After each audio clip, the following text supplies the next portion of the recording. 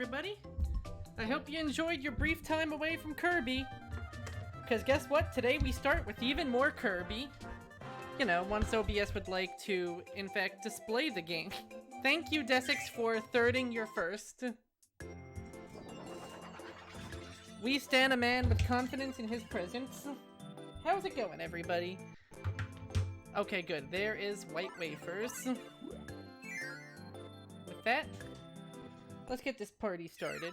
With how much quicker we've been beating this game the second time around, I feel like we're gonna have some pretty good luck at either getting, if not to the end game, then at least to like the second to last level, maybe? Oh, I forgot a challenge. Oh well, we can do it after this. This shouldn't be too hard of a level. The first levels are always pretty quick. You gotta love when a level is set up to make it so that you can easily solve the problems in your way. Like, there's just something so satisfying about, here's a new ability. Here's how you can manhandle the game with it. Oh god, I knew I forgot to get something before stream. Hold on. I'll be right back. Oh my god, I can't believe. Thank you, Dawn. Captain Placeholder appreciates your patronage.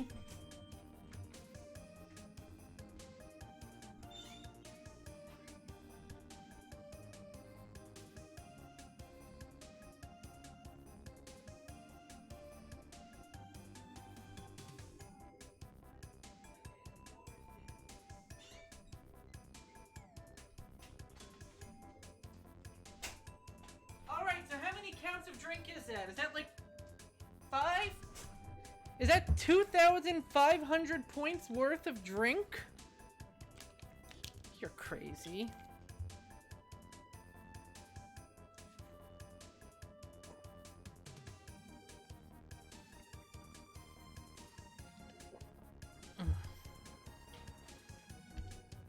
That's water. That sure is water.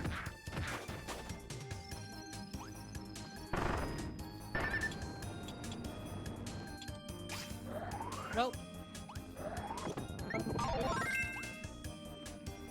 we don't live in Bizarro World, so I can't melt that ice with my fire.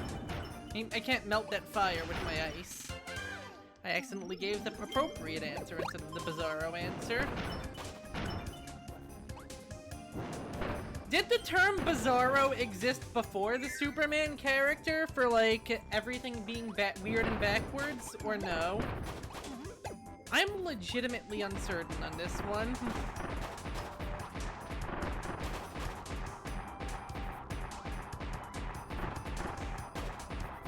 Like, it's easy to see where the name came from.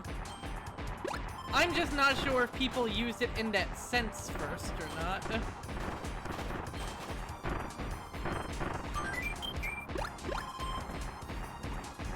You're really far behind on the stream? That's no good.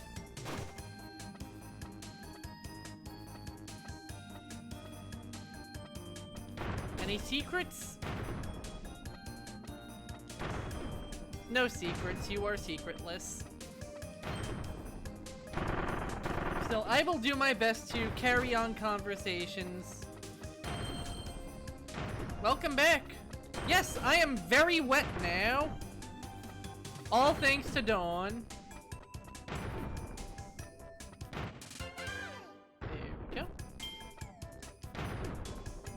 Now, you may wonder why I don't finish the levels and then do all of the challenges. And you know what?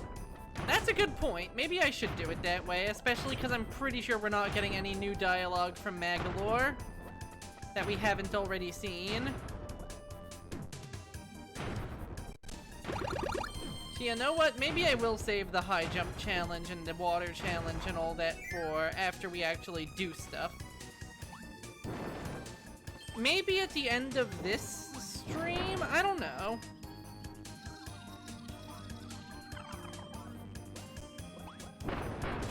You may ask why I'm even doing them again. The answer may surprise you. It's because I think they're fun. Was that Energy Sphere always so easy to get, or was that basically just my reward for taking the proper pathway? That's a very Kirby's Dreamland 3 approach. Huh.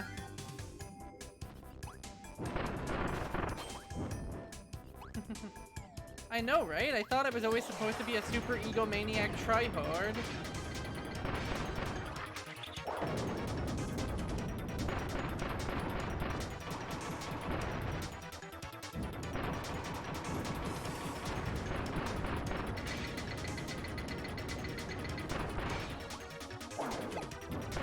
Oh geez, I did not realize he had that backswing though. Oh well, your life is mine.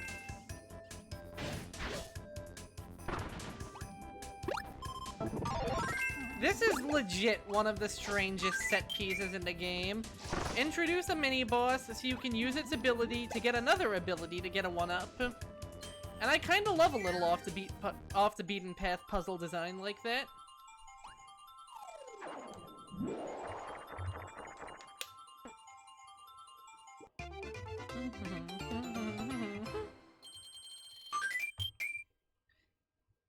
That was some really, you know, clever timing on me drinking a water there. Having to kind of mumble mouth my way along with the Kirby dance. So let's see, last time we did 3 worlds, but they were the shorter worlds. But that also came after we did an entire arena.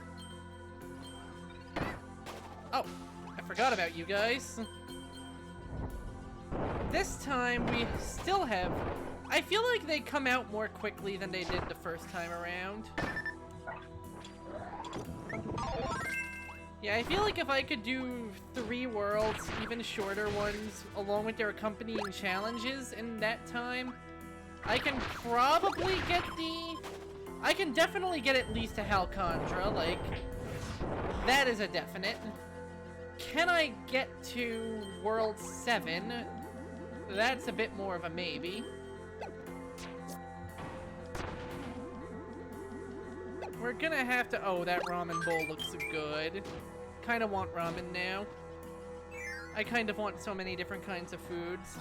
And this is after I just made a bunch of delicious food. It was really good, you guys.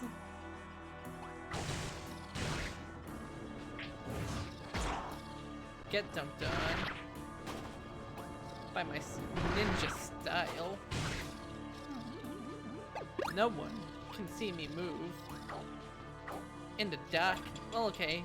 I can't really use my super ninja style in there. Better just be a fire guy. Yeah! I always post my food in the dick sword.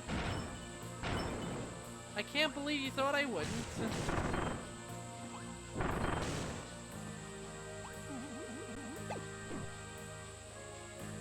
I love the little peek. You know what? Me too. I can't believe you invoked the name of Rick Boogs in this household. Look, I'm gonna be fully honest. When I say most of the names of modern NXT wrestlers, I kind of feel like I'm saying a bunch of fake names.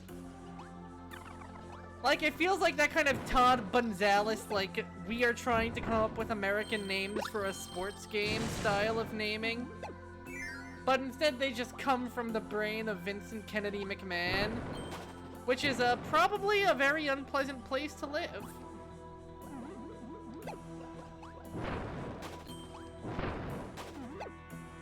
Riddled with holes and thoughts that are better said, not out loud.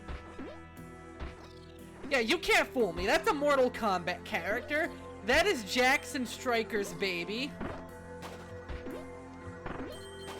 No wonder I thought it sounded like a Mortal Kombat character. It's literally 2 Mortal Kombat character names smushed together. Why? Well, that's real unfortunate.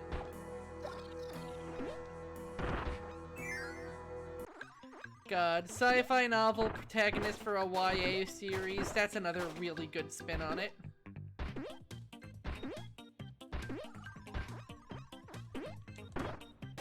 Oh boy.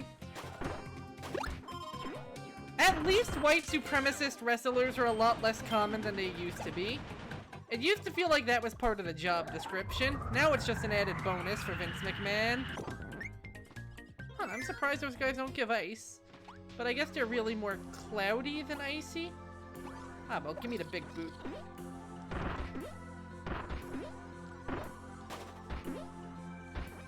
Though it could be worse. At least WWE isn't CYN. God. Fucking CYN. When you literally have a wrestling federation named Control Your Narrative, you know that you're probably not dealing with the most well-stacked deck of cards out there.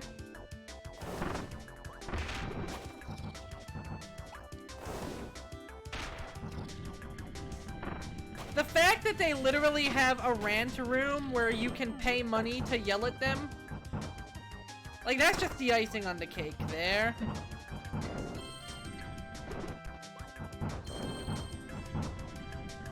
Yeah, not an establishment that I would want to frequent. Not a federation that I would want to support. Support your local indie wrestlers, but not those guys.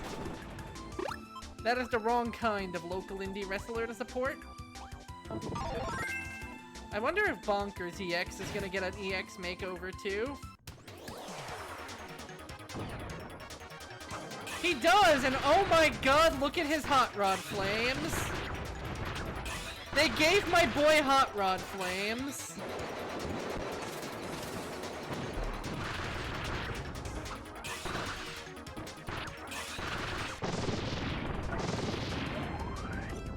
He does. Too cool to live, in fact.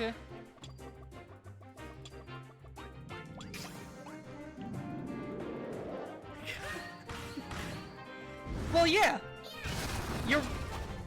Dawn, you're forgetting something. There has to be one hot oppressor who he has to show the error of his or her ways by kissing them a lot.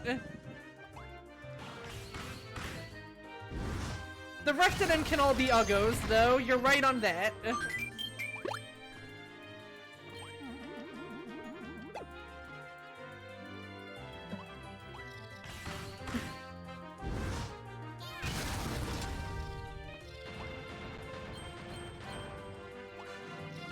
I love how there were platforms put up for, like, no actual reason. Anyway, time to keep playing Whack-an-Owl.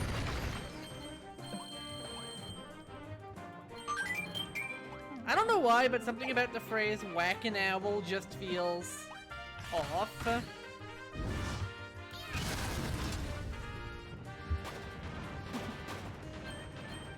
Get murdered, Scarfies. Oh no, the owl has giant glowing star nipples. I hate it. I also love how these sections drop so much food. I literally could not take enough damage to justify all of this food, and yet here I am. Okay, that's the big old portal to negative space where we can fight the Doomers. God, I wish fighting Doomers was part of my real-life job description. You know, when you put it that way, you are correct. There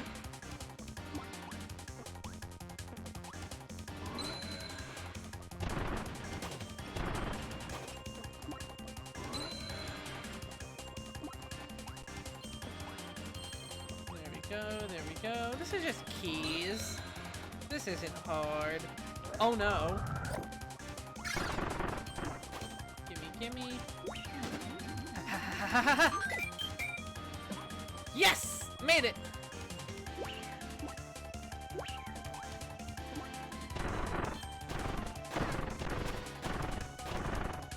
Out of my way, Waddle Dees!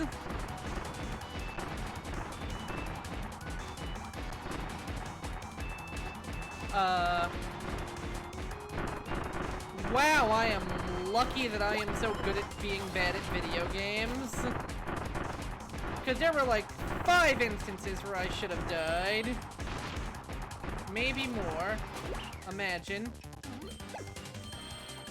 Whoosha! Wow, I actually did really good at that. What the hell? I feel like I shouldn't have gotten away with half the stuff I did, but here I am. Alive. In possession of a pulse.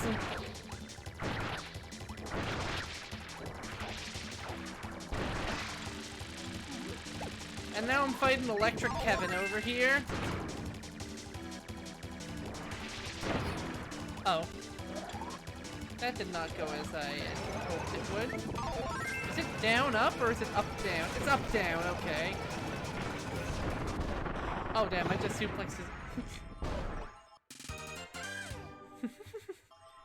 Somehow I knew you would clip that, but you know what? You do not get your sad, morose little oh today.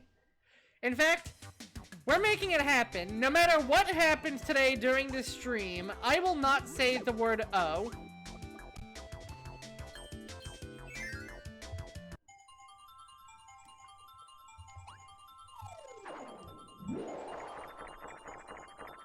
Do you think past Joe has any power over me? Future Joe? You would be sorely mistaken.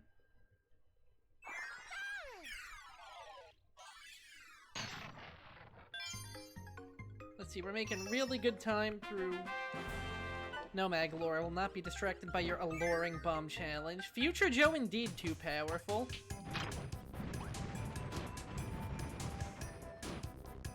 No, I really love how these levels are designed. Like, there's just something about... Whoa! Whoa, geez, okay. That was a whoa, not a no. They are two very different syllables when you are doing songs. You need your woes and your explanatory word that I did not say.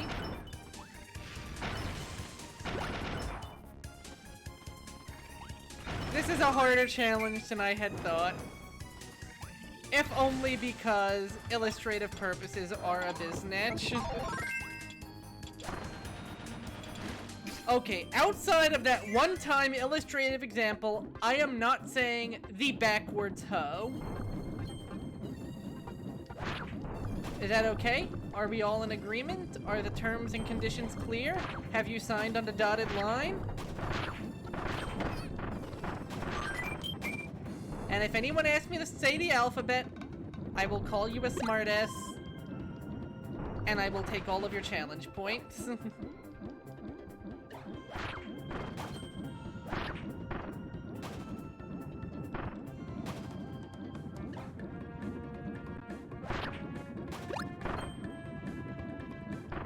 I have no idea. You're a mod, you can think of something. Use your moddy power. Nope, nope, nope, nope. Okay.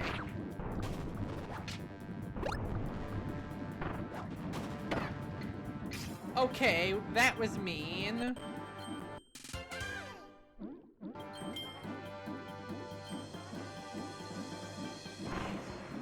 Okay, good. There was enough space between the K and the Ford. Hold on a second.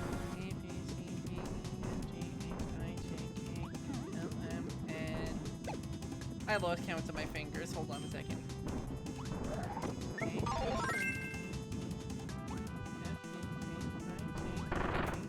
Do you mind, Boulder? I am in the middle of something here.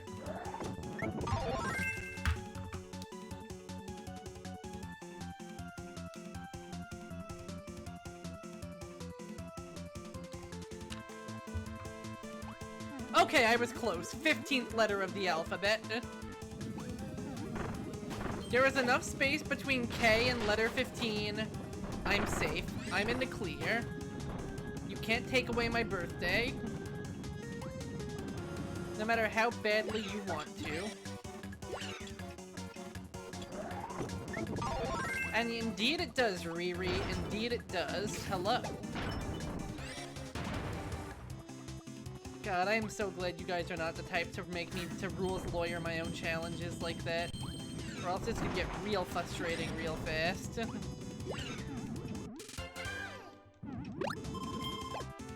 It has to be said on its own. There can't be other letters attached to it. It is a very specific turn of phrase we are talking here.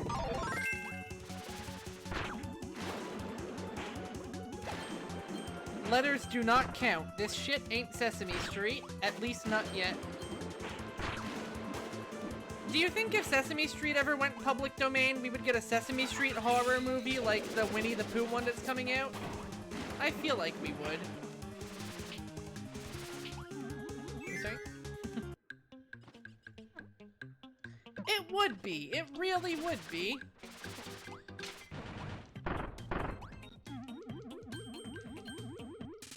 I'm glad you agree 1000% that that movie would totally happen.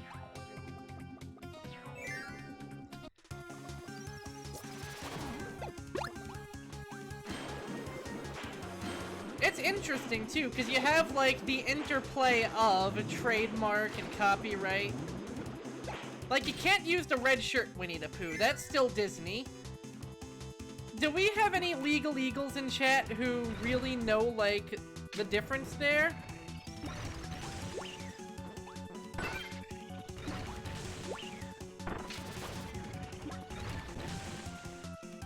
Oh god, it is almost August.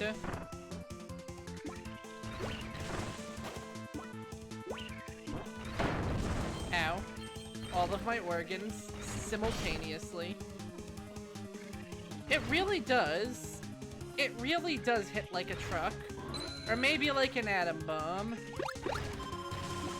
Or maybe like the large dump truck of a whale, as you try your best to do the Kirby Dreamland 3 boss rush with no incidents.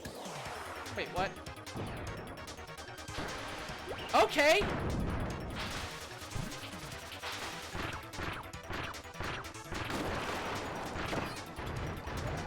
I don't get why I got that, but I'll take it.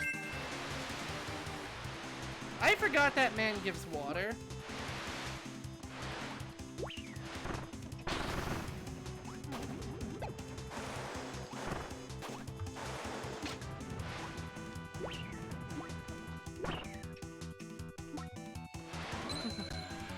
Ah yes, my favorite month, juice.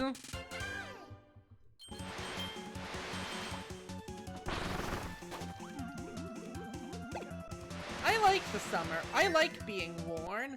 I don't like the parts where I get all wet and sweaty. But I do like most of the stuff. I do like the parts where I'm warm and cozy. It's a very fine line, though. I'll give you that, especially because my ass is sunburned. Why am I doing this? Why am I showing the internet my shame? There you go. There you go, chat. That's the closest thing to a Joe's Own Layer stripping stream you're ever getting. Savor it while you can.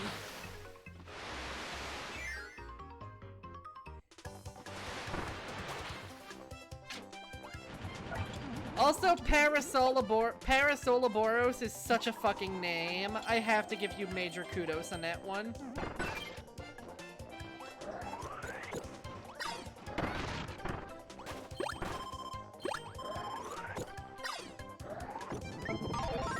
A full roster of Galbos would be good. Do we have a Thunder Galbo, or do we only have Water and... Well, I know we have Fire and Water, and then in another game we actually get an interesting spin on how Water works.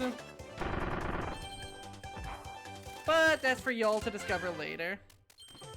But did we ever get a Thunder one? Because that seems like it... Huh.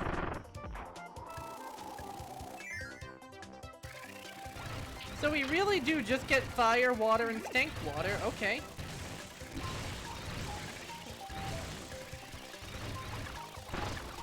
I still don't know why this shield is a trombone. I'm not going to pretend to get it, but I appreciate it.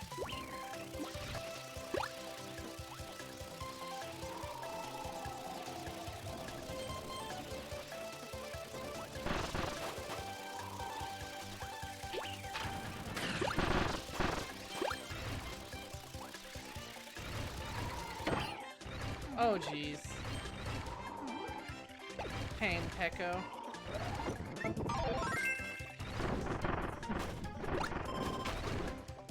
That's actually a really cute idea. Kudos.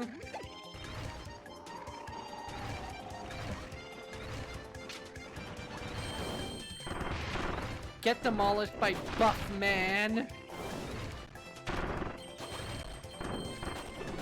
I don't know why, but now I'm imagining one of those Mega Man weapon equipped screens. You get Buff Man. Waddle Dee. It's another race with another Waddle Key.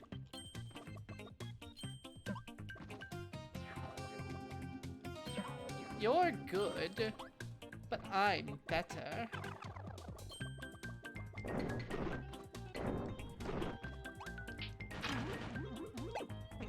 No, no, no, no, no! Fine, Scarfy, just make it quick. Too bad that didn't kill me. Okay, there's Gordo over there. God, I forgot about the giant broom from Dreamland 3. Dreamland 3 had some some cute mini bosses.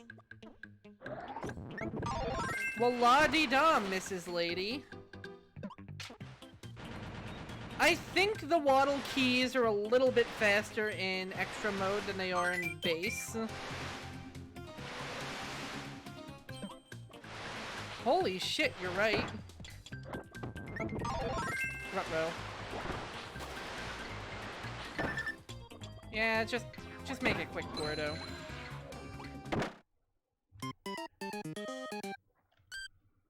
Yeah, this is actually gonna be a little bit difficult. I feel like water was not the way to go. I think it slows down your dash a little.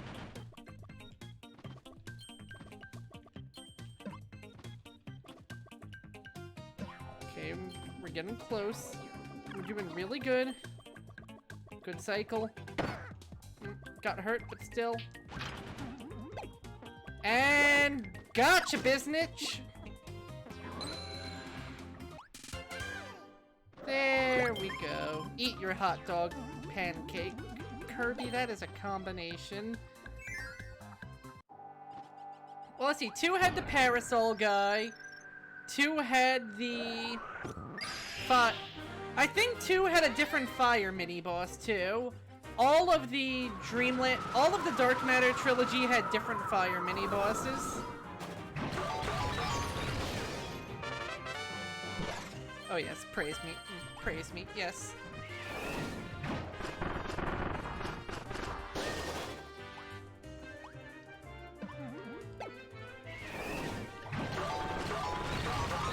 In general, it's interesting because I feel like the Dark Matter trilogy didn't really...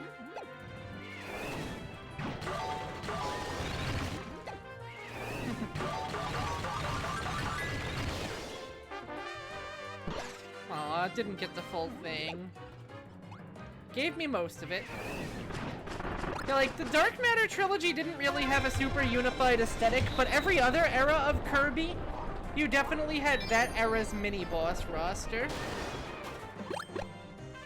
Ah, so they were named, like, Gen 1 Evolutions. I getcha, I getcha. Hot take! Most Gen 1 Pokemon in Japan have god-awful names, and I feel so bad for them.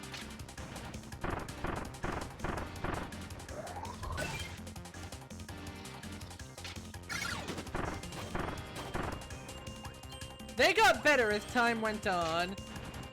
But the fact that you have, like, Zapdos named Thunders, and then you had Jolteon named Thunder...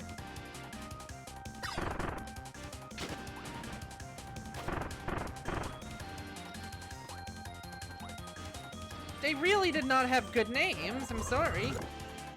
They just didn't.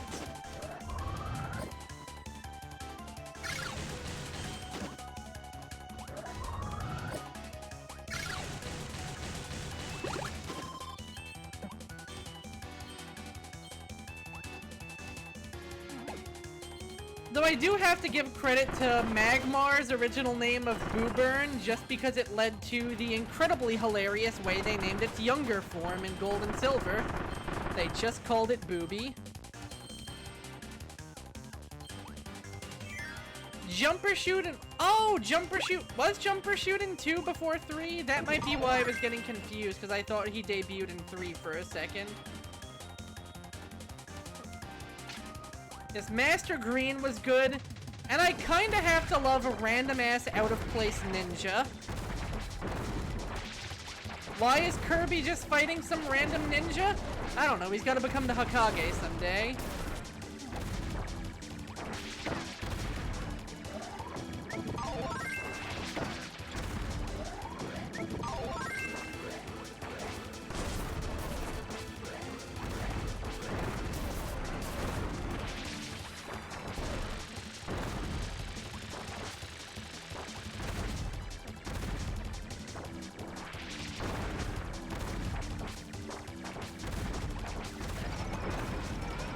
Random Ninja goes into the Kirby's Dreamland 2 graveyard of cool ideas, along with special stage music for each of your animal friends. Ah yes, YU, also known as YU in this video game. That's on Tish.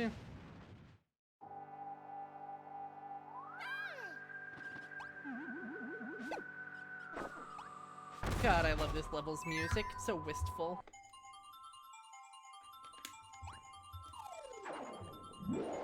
Also, I forgot how much the new Kirby games shower you in, like, all the Kirby games kind of shower you in extra lives, but having so many Kirby games where there weren't star coins made me forget how much you get when there are star coins. Okay, stage 5, and then we take on Goku for a rematch.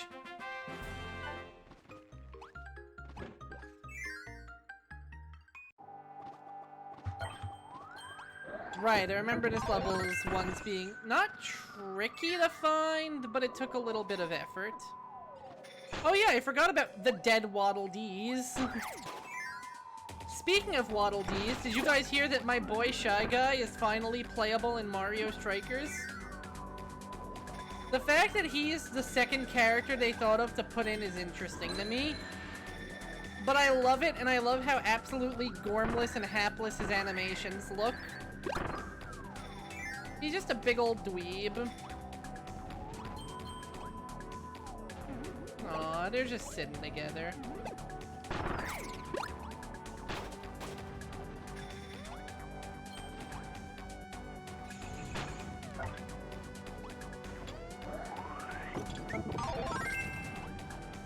Daisy was the first character revealed, don't worry. I know all you fucks are going, where's Daisy? When Daisy? When Daisy? You got Daisy. It's all Gucci in the neighborhoochie. Shy Guy was just the very next pick.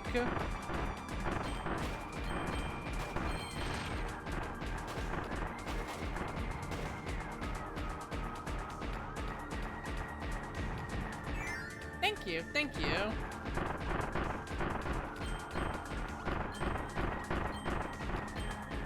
Oh no, Kirby, keep shooting! Kirby, keep shooting! Are we good? Are we good? We good!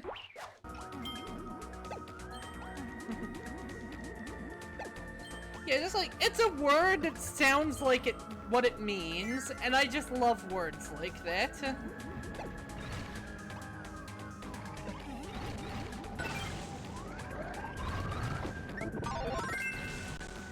Uh-oh. Uh-oh. I don't know what I just did, but briefly I lost control of the screen. It's okay, though. We are once more Gucci.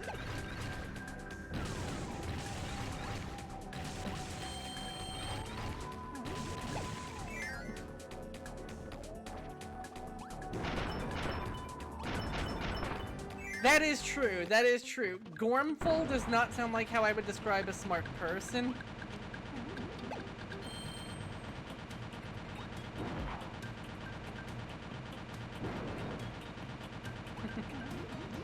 You're not wrong.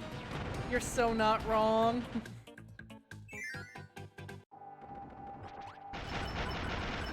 Though perhaps it is simply your lack of Gorm that is leading you to draw such a conclusion.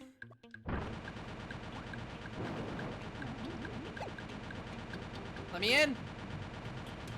Let me in!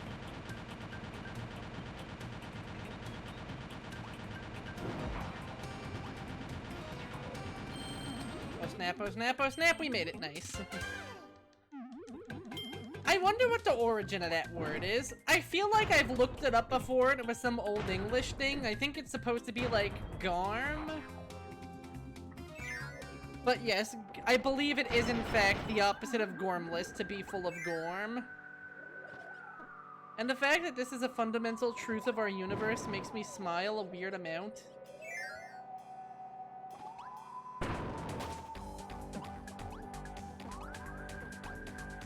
Also, it's just a cute word.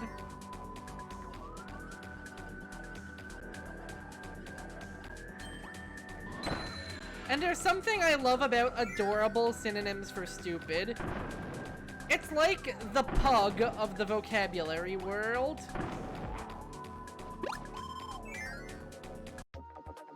Yes, there we go. That's it. That's how it goes. Thank you for the reminder. I knew it was something like that.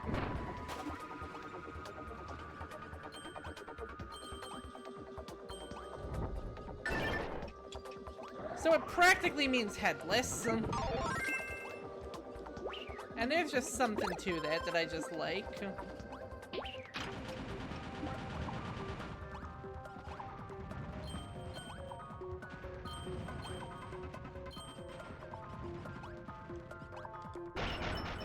Man, now I'm remembering other stuff I like how quaint British place names are.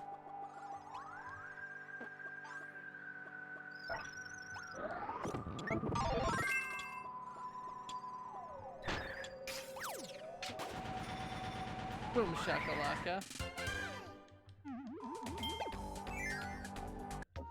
It would be heedless to define it as headless. Well, I will heed you on this one then, my friend. Thank you very much for such a garmful suggestion.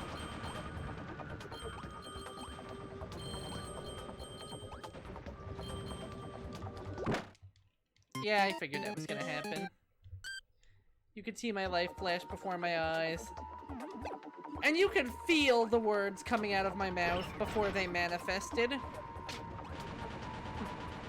Kirby is nothing but a walking gorm.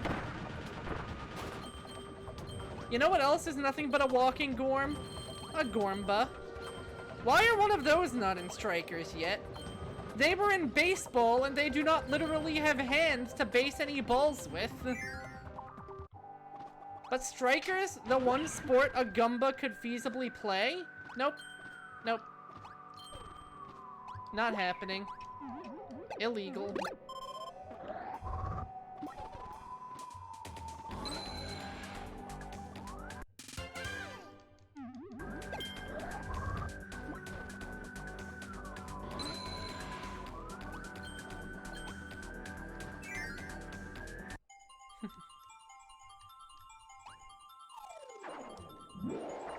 My ideal roster for Kirby's Gourmet Fest.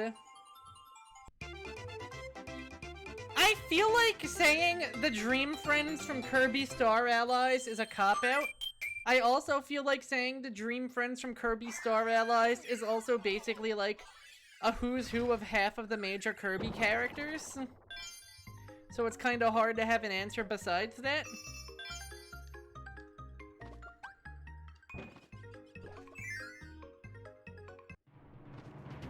Honestly, part of me wants to see them try and turn increasingly nonsensical characters into little scrunkle balls. Like, give me a little scrunkled up Wispy Woods. Just this Wispy Woods shaped orb. He could cry when he loses, that would be cute. Anyway, hey Goku. Oh no, Goku, that's blackface!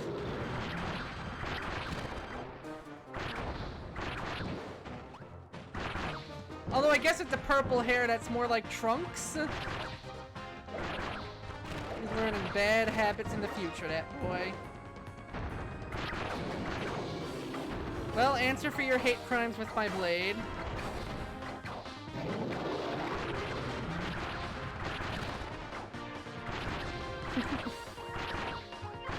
Oh god, he's learned a spirit bomb! Luckily, Ninja is stupid in this game.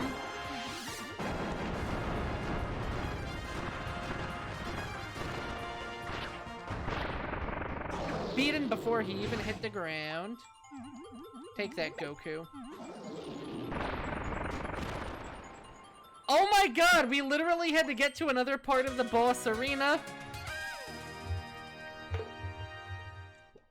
Yeah, Canvas Curse has given precedence to the idea of balling up.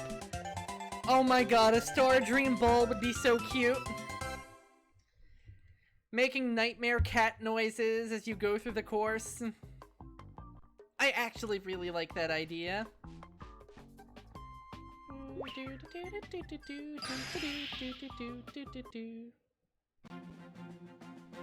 Zero would be such a good fit. He's already a ball. He's nothing but a ball. The ball, the whole ball, and nothing but the ball.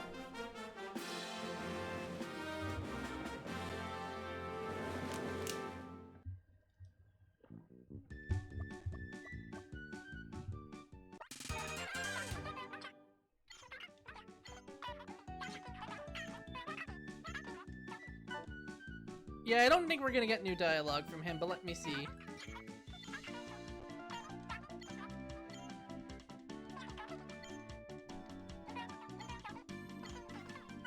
Yeah, okay, it's the same dialogue. I had a feeling. But since I'm already here, I might as well do those challenges. God, chipifying, like, the biggest threat in the Kirby universe. You're right, there is something oddly funny about it. Just costumes for the balls. I could see that, I could see that. I know the other Kirby mobile games have costume stuff like that, although that's usually... Yeah, like Kirby Clash.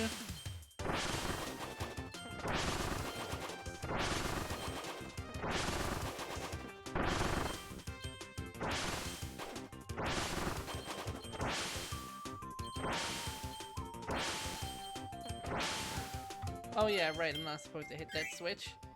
Oh my god, it was literally called Kirby Hunter. I mean, it basically is like Monster Hunter a la Kirby, so I'm not too surprised.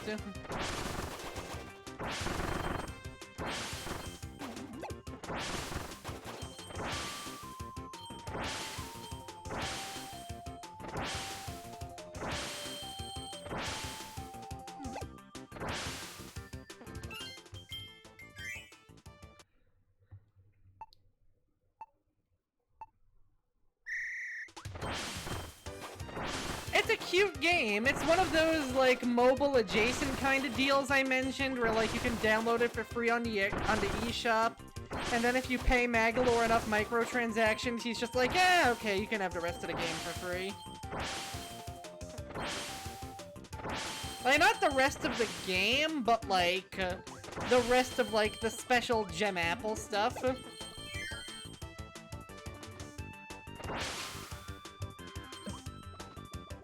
Oh, I see what I have to do here. Gotta boost down nice and fast, like. Having done these before helps a lot. Oh no, I think you're right, another casualty of the eShop. I wonder if game preservationists have already emulated it or not. I feel like I'd be surprised if they didn't. But on the other hand, I know, like, online games like that are probably a little bit more of a challenge to emulate.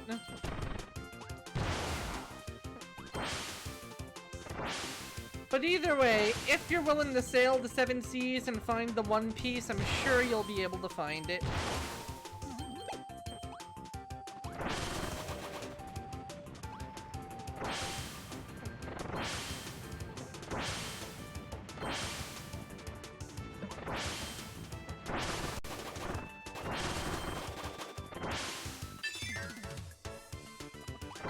Oh, no doubt, still sad. Wow, we did this on, like, not our first try, but one of our first tries.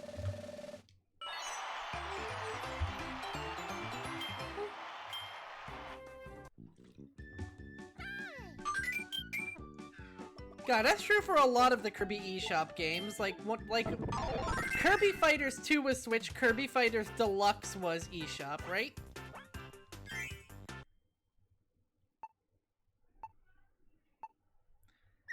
Yeah, you're right. It is definitely still sad.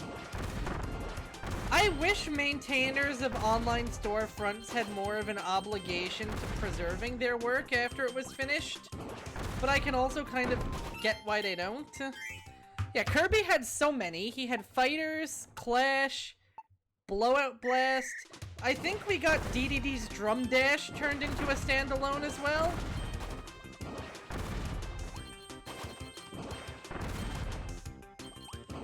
Was Kirby Battle Royale a 3DS game, or was that a Switch title? I don't think it was a Switch title, so probably 3DS game.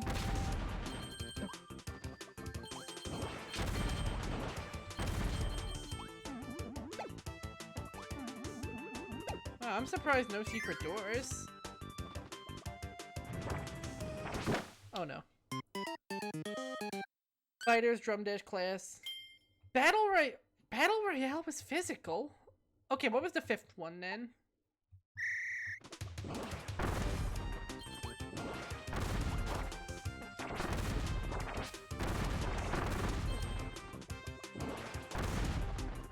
Or was it Battle Royale you were thinking of?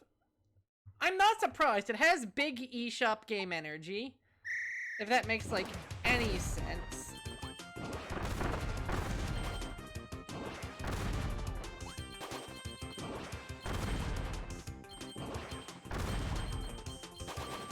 Absolutely buck wild headcanon time.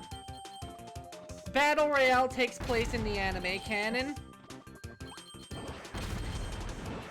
It feels like something anime DDD would do.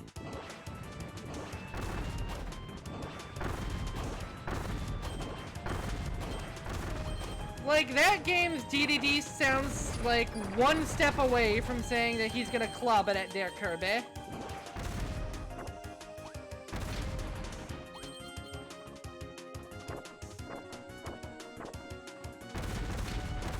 Ah, good old epic yarn.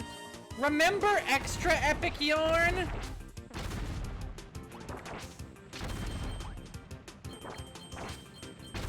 I'm so torn on that game. Because I feel like one of the complaints with Epic Yarn when it came out was, oh, it doesn't have the copy abilities. Then they re-add the copy abilities and people are like, oh, I see why they were gone. They didn't make sense for the game.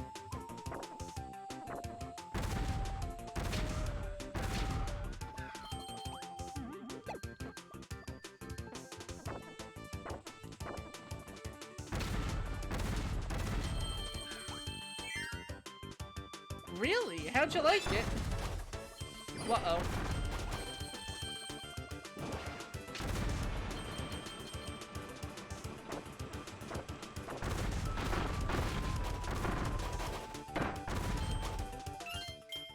Waddle Dee at the end. That sounds about right for Epic Yarn. It's a game that's very much atmosphere, and also, I don't really count it as a Kirby game. Don't get me wrong, I actually enjoy it a bunch, but it is not a Kirby game. It is a Yoshi's Island game wearing Kirby as a skin suit. You're invincible. Instead, it is a matter of the thing you are carrying that is the measure of your current health and well-being in the game. You use a long pink object to grab a hold of items to ensure your success. When you are finished with a level, you jump into a big old spinning roulette wheel minigame that is easier or harder based on how many pickups you have. There are sections where you pick up a power-up that turns you into a vehicle.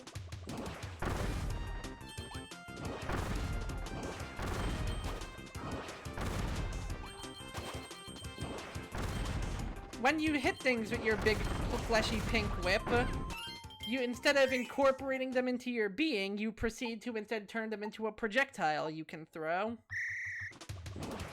The only things it's missing are being able to carry multiple balls of yarn at once, and also Baby Mario going wah, wah, the whole time.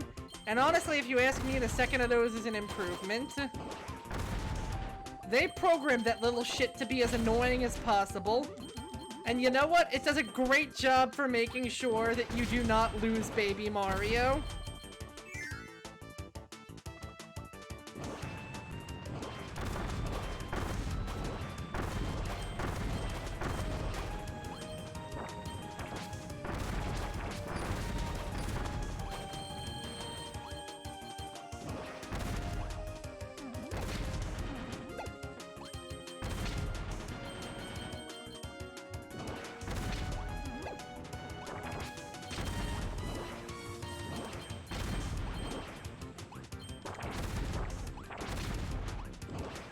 I missed 2 golds.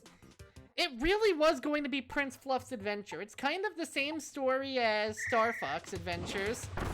Here's a game about a fox. Rare, I'm gonna be level with you. Nobody wants original characters anymore. Make this shit Fox McCloud. But it's about dinosaurs. Who cares? Foxes be foxes. Just say he crash landed on a planet or something.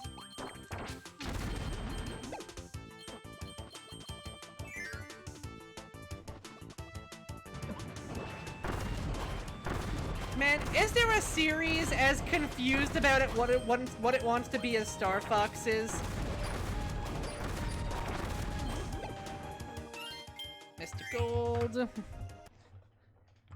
Because Star Fox is a series that I feel lives in the shadow of a single game, Star Fox 64. Let's look at the roster of Star Fox games. We have Star Fox, the original, Star Fox 64, the one everybody loves and remembers fondly, Star Fox Adventures, the weird spin-off that is so different from the series it wasn't even supposed to be a Star Fox game. We have Star Fox Assault, which wasn't a perfect game, but honestly feels like what I think the Star Fox franchise should have advanced into. Star Fox Command, the Star Fox choose-your-own-adventure novel.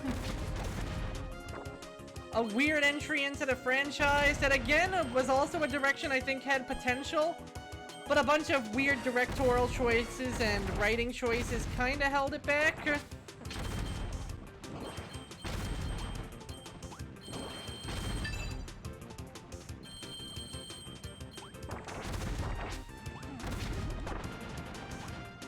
And then after that, you basically just got endless remakes of Star Fox 64. Oh my god, Riri, you are so right. I really wish Kid Icarus Uprising got a sequel. Maybe one day. If I believe really hard, and Sakurai thinks I've been a good girl for Christmas, then maybe. Just maybe. I will get my Kid Icarus Uprising sequel, and all will be well in the universe.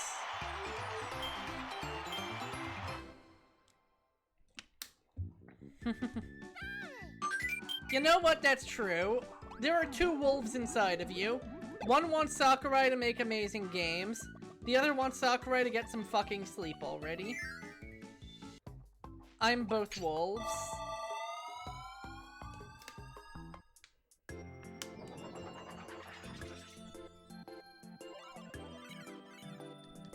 Alright, we are entering Nutty Noon. Let him sleep for at least 3. Ideally more, but 3 is a nice minimum for the guy.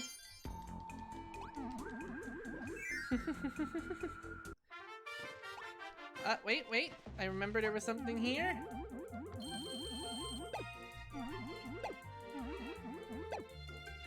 I missed the first level music. Hope you bought a parasol.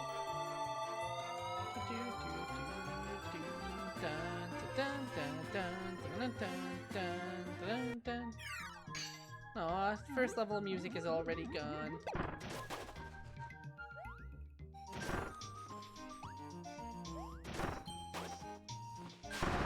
Whoa, Kirby!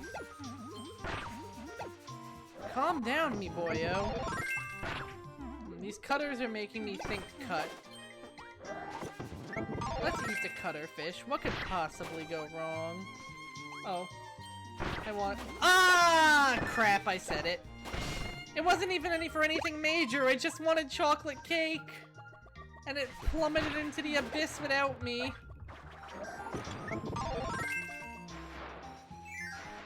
I don't really think Epic Yarn did damage. I do agree there were people who were like, I want a real Kirby game. What is this? You can't even die. And I do agree with you that people probably would have been more happy to, yeah, it was the first Kirby game in a while, so people weren't really ready to take it on its own merits. Instead they were like, thing is different from other things. Series ruined forever. And like, I can kinda get it. When you're afraid your series is dying, a change that doesn't gel with the direction you liked about the series can feel kind of intimidating.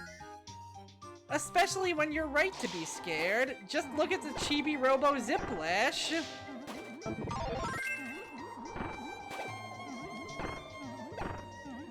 Which, yeah, that legitimately was a series held hostage by a mediocre spin-off.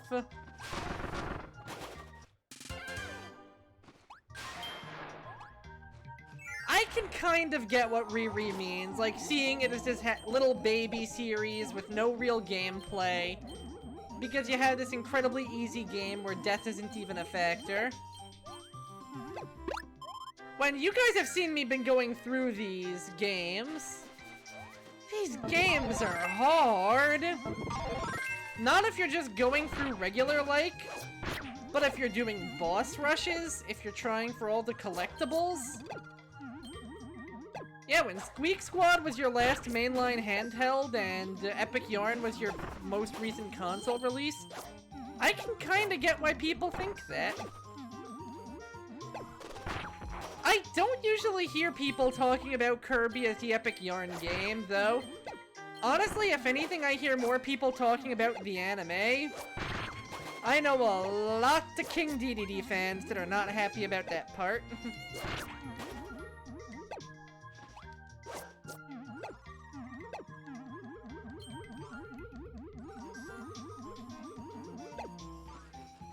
I think Forgotten Land is going to get some really nice eyes on the series, and I am happy about that because what an entry to make Kirby's big debut onto, you know, the 3D stage.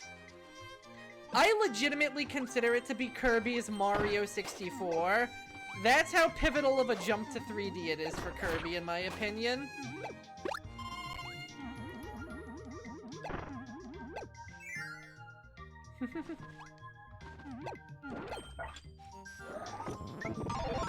Is it just me or do those flower enemies feel at odds with the game's design? I kinda blame the textures, honestly.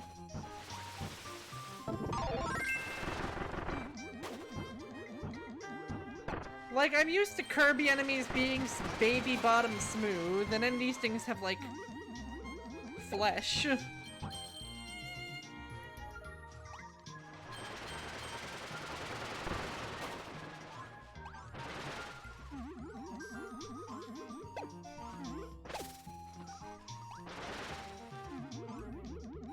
There we go.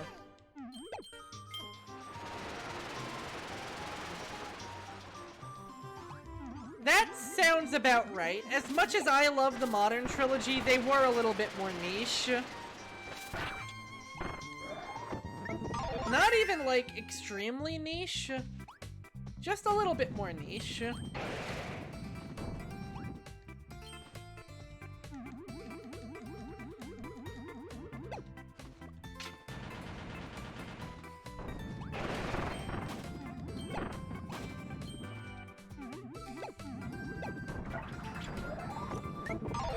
Raggy. Yeah, I should have seen that coming. Flan! I can never see Flan the same way after Spooky's debut.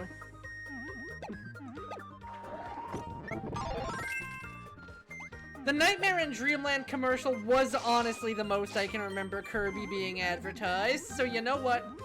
That's a very good point.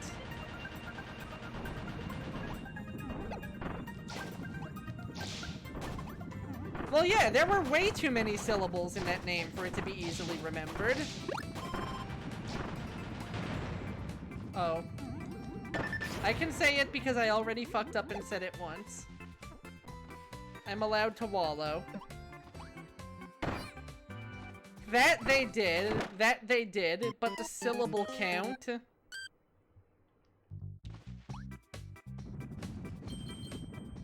I legit would love to explore the science of what is a memorable name. Like, that honestly sounds like a fascinating field. My controller died on me for a second there.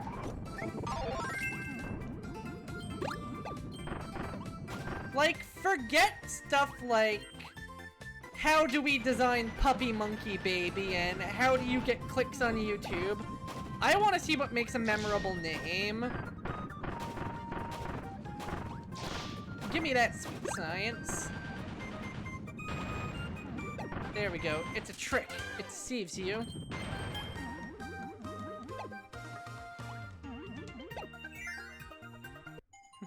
I am not a syllable count. I'm a man. A big, strong man.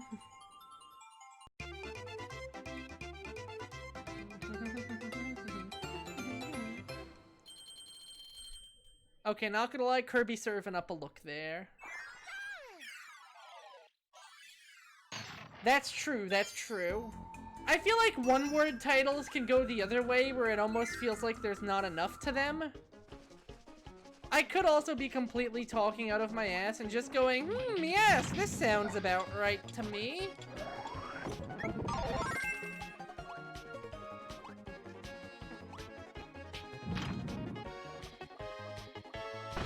That is another interesting question. I wonder how Nintendo decides when they use an outside localizer like 8.4 and when they use an inside one like Treehouse. Also, I feel bad for Treehouse. Did Treehouse do 3 houses? Or did they only do Fates?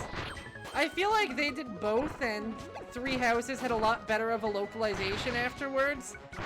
But man, thanks to Fates, their name was mud to the Fire Emblem fanbase for a while. Bill Trinan did 64, huh?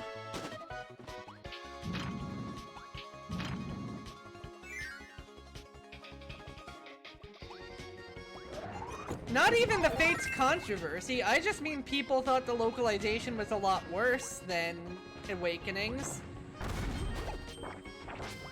That's before you get in... Well... That's before you get into, you know, everything that made Fates controversial and everything that made Fates' localization controversial. Both of which are really long lists.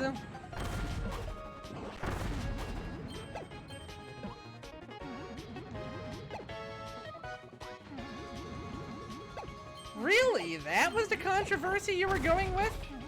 That was pretty tame by controversy standards. Don't get me wrong, it was just flat out some pretty bad writing, sacrificing an actual scene for the sake of a cheap joke.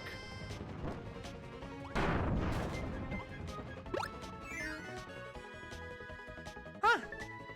Interesting. No, it wasn't a bad choice of words on your end.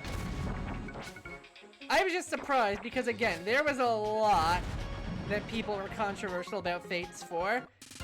I thought you meant the Soleil stuff, which...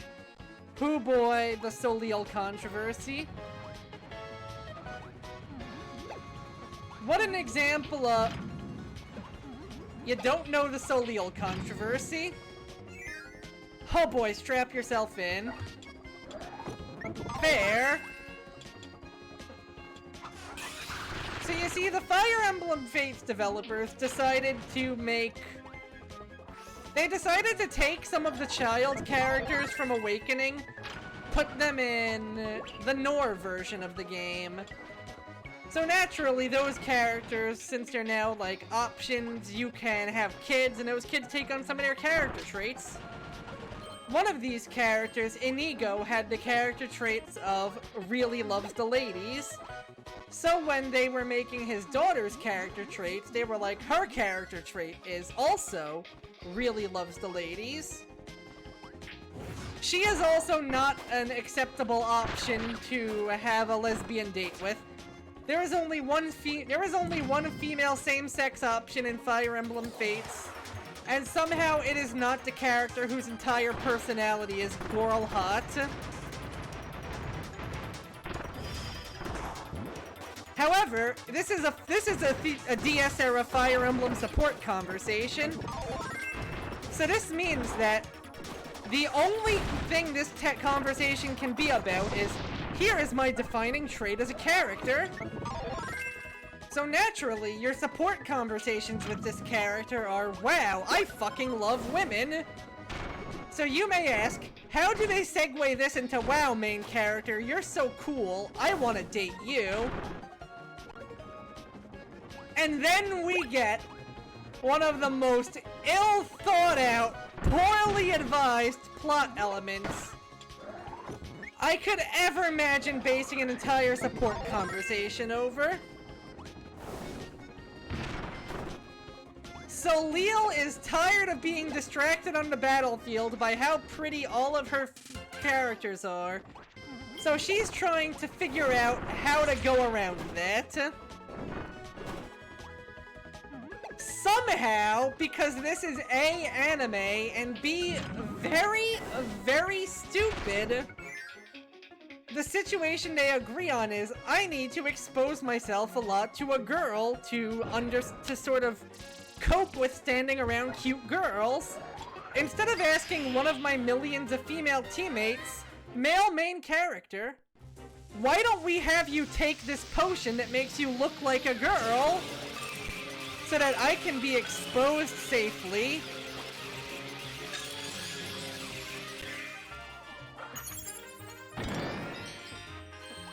What instead happens is Soleil falls in love with the main character as a girl and is like, okay, shit, I know you're a guy now, but I'm still kinda down.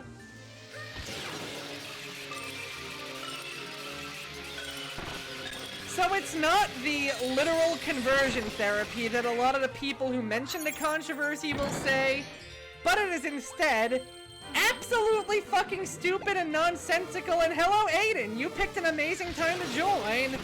We're talking about dumb video game plot decisions and playing through Kirby's in extra mode. For all of you guys, Aiden is a friend of mine in Lights. She does some really fun content, and she is really damn successful on Twitch. Incredibly cozy to chat with, a cool friend to be around, and I hope you all give her love and attention just like you guys give me love and attention. And oh, I saw a thing going off. Hello, Straight Trash, thank you for the follow, and hello to all the raiders. So that was me giving my group Peachy's deal, but if you guys want to know my deal, I am playing a game that is currently crunching aggressively, so once it stops sounding like I am shoving my computer in a lawnmower, then I will talk.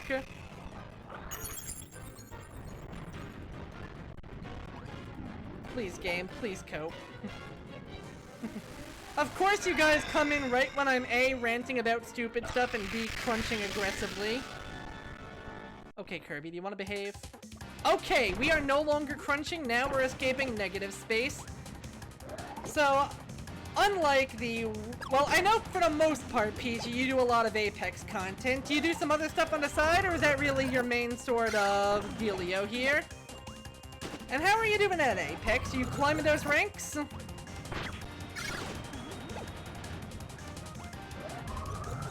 Because there's a lot of particle effects going on, and my completely legitimate Nintendo Wii can handle it. Apex and Fall Guys, nice choices. How are you liking the game as it goes free? But yeah, Peachy's got her niche. I'm more of the variety streamer life. For the most part, I've been playing a bunch of games that are either cute, creepy cute, or surprise creepy cute. However, I've recently branched out a little bit from that, and I've been finishing up Titanfall 2, the game that has given birth to Apex. And holy shit, it is way better than you would think. Peachy, I highly recommend you try it. The campaign's pretty short, you can get done with it in like 6 to 8 hours. And you may even recognize some characters from Apex. For example, in the last episode we played, Ash featured very heavily. Whoa, no, oh my god, that was close. Yes, the game was absolutely fantastic, and it had my heart as soon as I got that one prompt. You guys watching, you know the one prompt I'm talking about. Yes, it is a fantastic game, and if you give it a shot, I think you would love it. And if you've already played it and loved it, I recommend you run the campaign for your friends, because hoo boy, there are some solid twists and turns in it. Yeah, I was thoroughly clenched too. My every body part. But how have you been doing lately, Peachy? Have you been well? Well, now you have a recommendation from someone you trust, if that gives you any good reason to. Also, you will get to meet the cutest boy in gaming. Good old DT. Well, yes, he is a robot. That does not change the fact that he is fucking adorable, and I would die for him.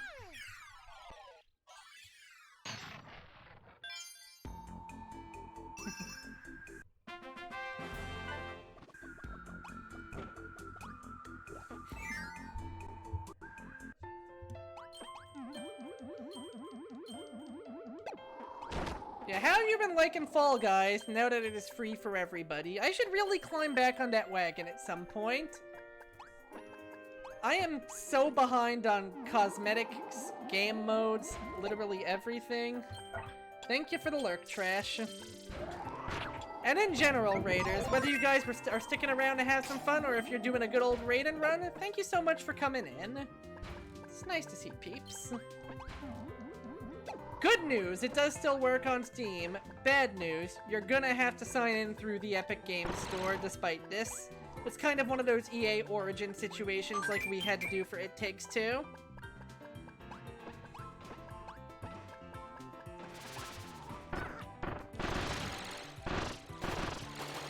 I did not realize I could do that. I did not realize I could keep spamming the beam whip to float. Can I just hold it? No, I can't just hold it.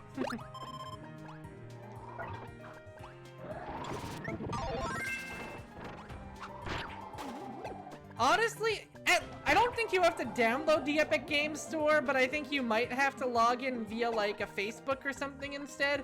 I know, I'm basically giving, like, the axis of millennial evil here. Don't worry, Elon Musk cannot hurt you. He is not involved in any of these transactions, yet.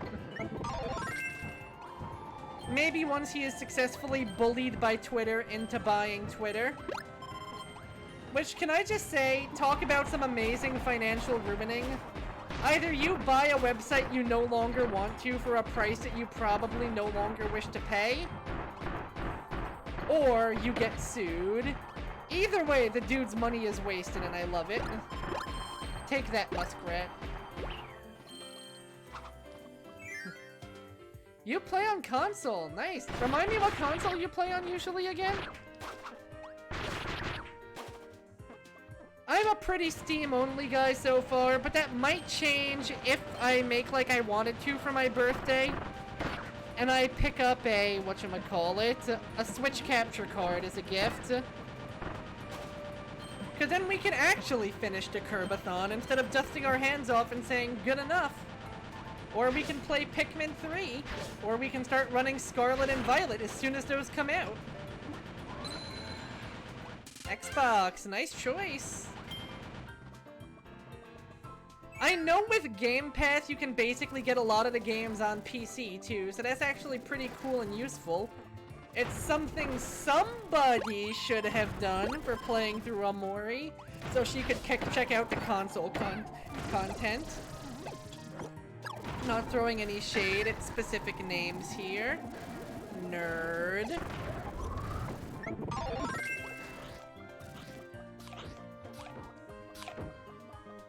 Why did they crunch? Why did they crunch like they were biting into an apple? I'm uncomfortable now. And I don't even know why. Oh shit, I'm hurt bad. Oh god! You spicy boy. Not cool. I'm eating you for that. Take that, spicy boy. Oh jeez. Oh shit, you can actually just sort of knee them in the face to make them stop. That's pretty swell.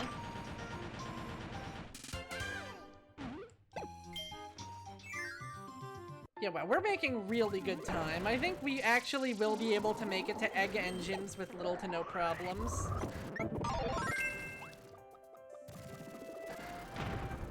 Man, I hear food names, I think of bug snacks and get sad.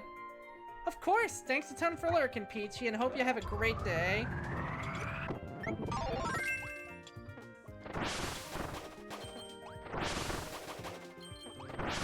I can't help it. I miss them, even after everything they've done.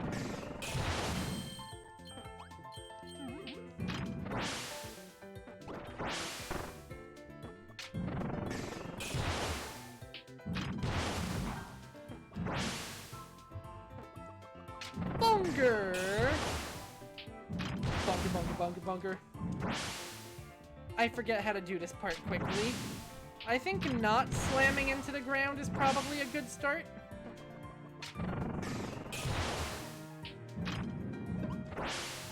Wow, I was massively overcomplicating that. What the actual heck? You ever realize you're too clever for your own good? Because I sure regularize that on a frighteningly regular basis.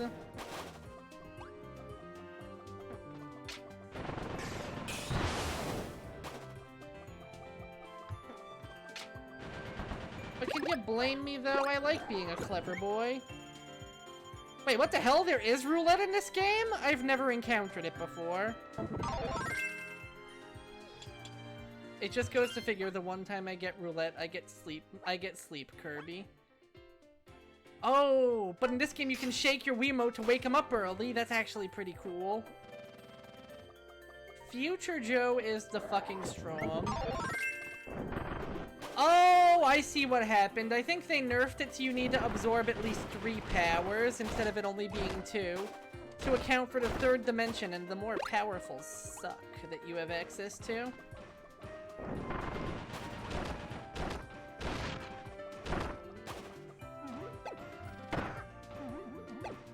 Because yeah, the suck is massively...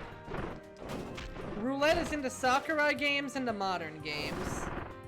I think... Oh yeah, Forgotten Land still has it, you just can't get an ability you haven't encountered before.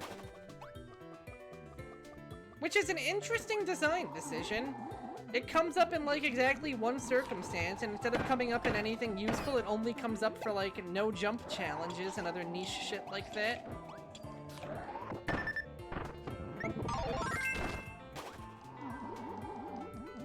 I hate these Cloud Boys. I hate these Cloud Boys.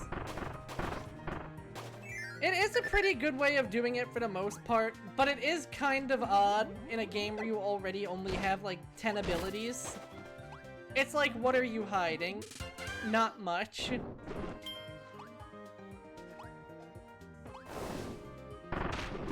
Oh yeah, and other Kirby games, that would absolutely be massive. It's just strange in Forgotten Land of all games. The game where you can even get hammer from a regular enemy.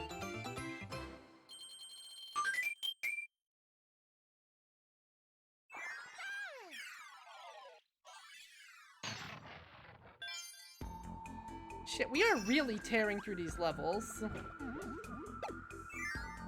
I still hope if a game has a limited selection— oh no. Guys, we are going to promptly stop tearing through these levels. It's the shoe section. That gave me so much grief last time.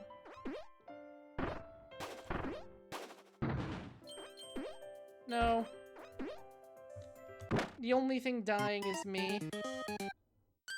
In a world. Or shoe. I'm starting to realize that I think I could have actually skipped the actual shoe parts if I kept rock. Oh, yeah, that happens sometimes. Sometimes the game just decides to be made of crunch berries, but thank you for letting me know. I don't always get to see things from my ivory tower of OBS.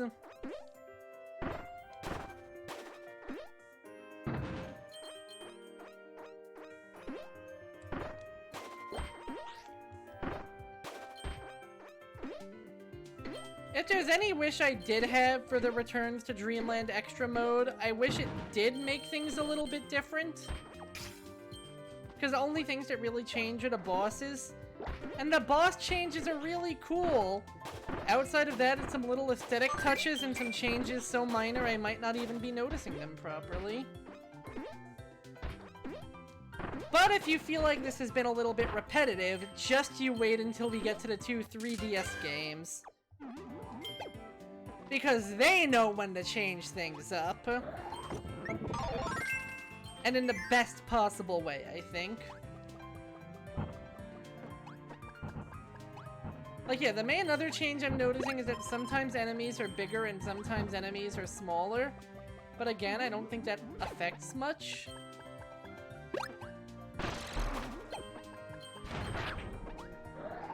I think some of the enemies have, like, better timing on their shots. I feel like a lot of these guys I could just run under without a care in the world in the regular mode. I think the Waddle Keys run a little faster. Oh, you are going to love Robobot.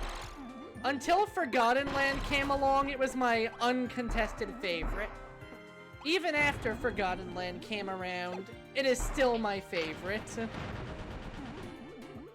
It's not as long as this game, but the 3DS games weren't as long world-wise, but I think they had about the same amount of levels, maybe a little bit fewer. Off the top of my head, don't really remember. Oh, we're getting a Bonkers EX section. I love his hot pants. His literal flaming Cheeto hot pants.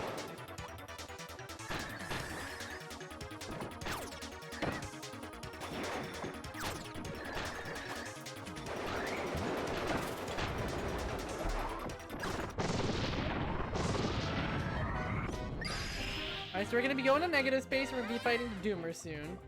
Yes, that is true. That is true. I forgot this game did not have them.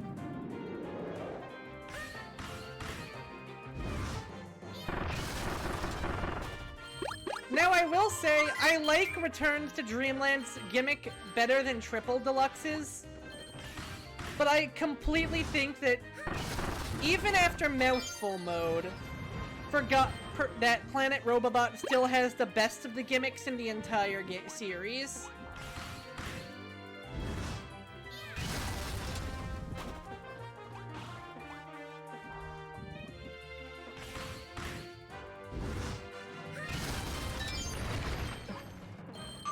Like, I feel like if I had to organize the gimmicks, it would be Planet Robobots, Mouthful mode, super abilities, the friend segments from... Actually, no, Hypernova is... Honestly agreed. We already got the point to them last time. They really didn't need to go back to the well. Especially because this game's extra mode really is just kind of long. I love it, but it's long.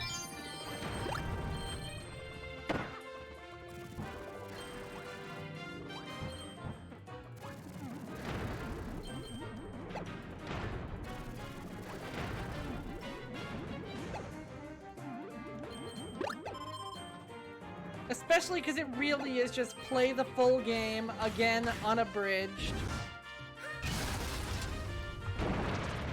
And, like, theoretically there's a puzzle to these sections, but they're really more like power trips. I love them conceptually enough that they still rank mid-tier on my list.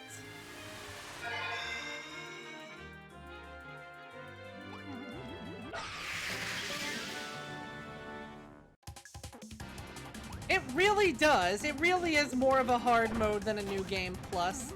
And if it wasn't for this game's True Arena, I would have honestly just ignored it like I did Nightmare in Dreamlands.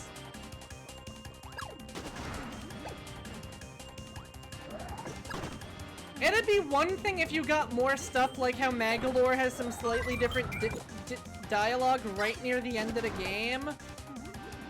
But that's literally the only thing that differs.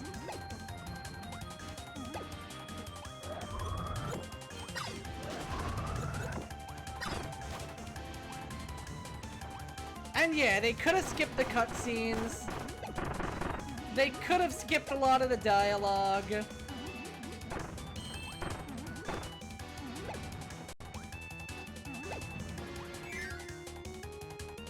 Let's see, where do I stand on the other extra modes?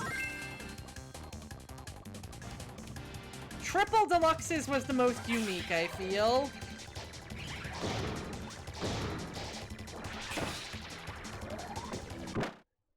Yeah, I should have seen that coming. Oh no, I have to start from scratch.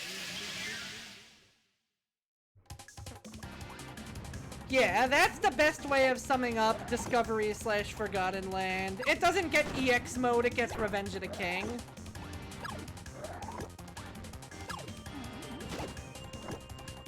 You're not just playing through the same game with the same plot. You're getting a continuation made out of remixed levels. That alone makes it really unique. Similarly, Star Allies has 2 EX modes, arguably. Guest Star is basically a time trial. Guest Star takes the time trial nature of those EX modes. Really? You have qualms with the plot. Do tell. Yeah, Star Allies takes the time trial direction and really leans into it by basically making a mode that's designed for you to do it over and over again with a gaggle of characters.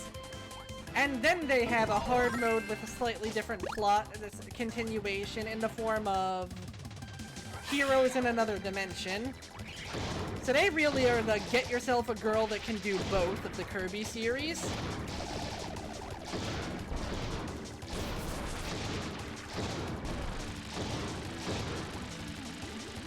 Makes sense, makes sense.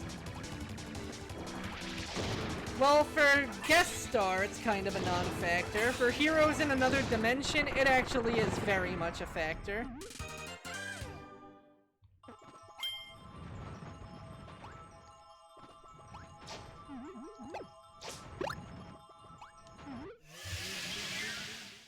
Alright, yeah, I'm following you so far, Understandable. It's not really an EX mode in the traditional sense, especially because there's no level remixes. It is legit just flat-out brand new content. I'll be the first to say it. It wasn't my favorite Kirby game, but Star Allies does get an unfairly bad rep on the weakness of its debut content. Once they added the Dream Friends and Heroes in Another Dimension, it really should rank higher than some of the more mid games. I know this is gonna be sacrilege, but on the perspective of it being more fun to play, yeah, I'd put it above Dreamland 3. Tries to be too ambitious. Go on, go on. So you already did mention some of it in the context of one game having... I think I kinda see what you mean. There is a lot of, oh geez, now this is happening, and oh god, now that's happening.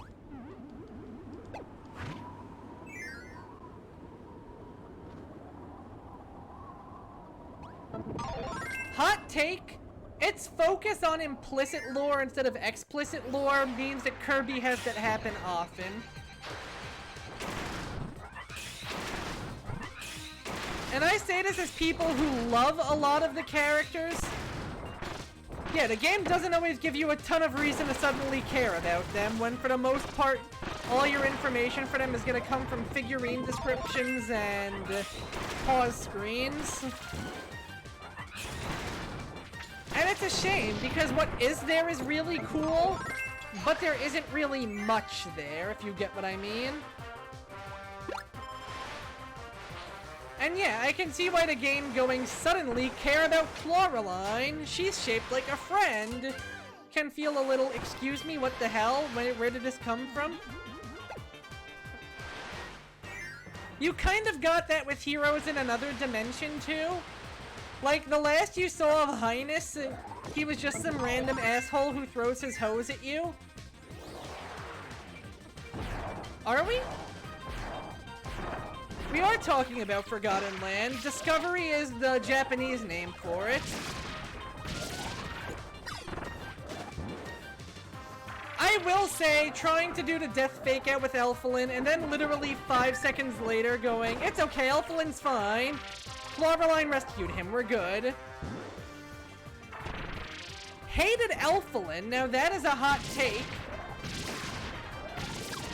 I do agree they tried to get the waterworks starting a little bit too quickly.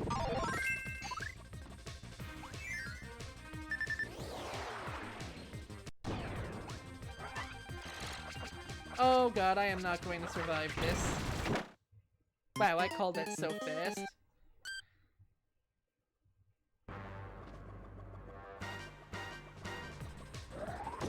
I like the reversal of expectations.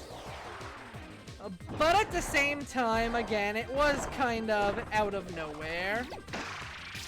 Wow, I need to stop having that happen to me.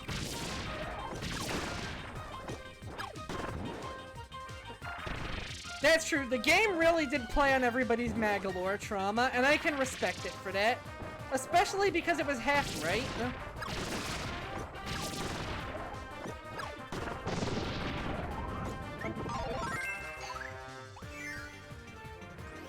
That was such a highlight. I love it.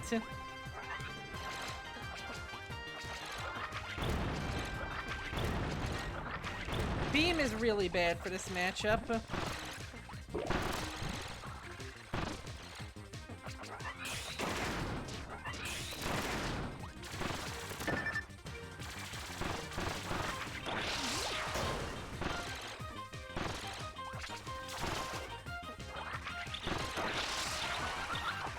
Oh, he's doing this thing.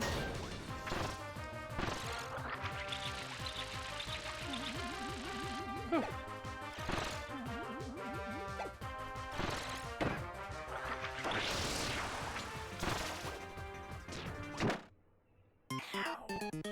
Yeah, I do not want to lose my fighter here. Fighter is so much better of an ability for distant beam. Curse you, Spike at ceiling. Yeah, Forgotten Land story, in that case, at least makes, I'd say, more sense than Star Allies is, where again, you have no reason to like or trust Highness. He literally tries to beat you with people. That makes sense, that makes sense. You're leaving a lot less implicit. So his personality basically just being a smiley face written on a sticky note does kind of stick out in a bad way. I get what you mean.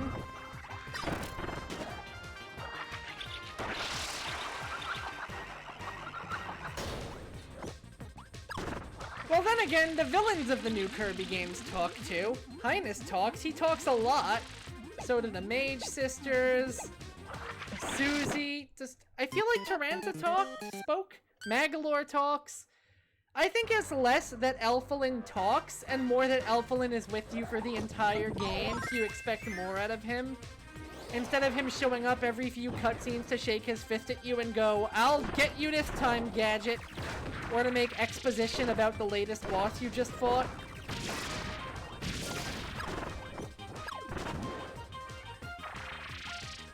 So it's less that he talks, and more that he's present. At least I think. Yeah, I get what you mean. I can get why they had Clawreline not speaking, just because of the whole, oh, they're beasts, they're not supposed to speak as men do. That's the first sign that something's wrong here. But I also kind of wish she spoke a little to actually explain what's going on. Clawreline was a good guy all along. Also, she was Leongar's wife. Also, his soul is still okay. Kirby, we have to do something about this soul. It is kind of really out of nowhere.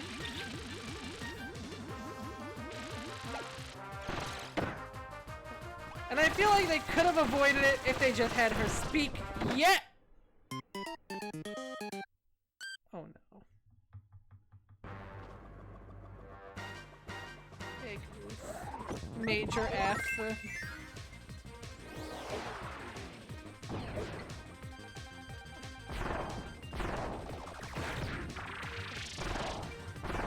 Metal, indeed heavy.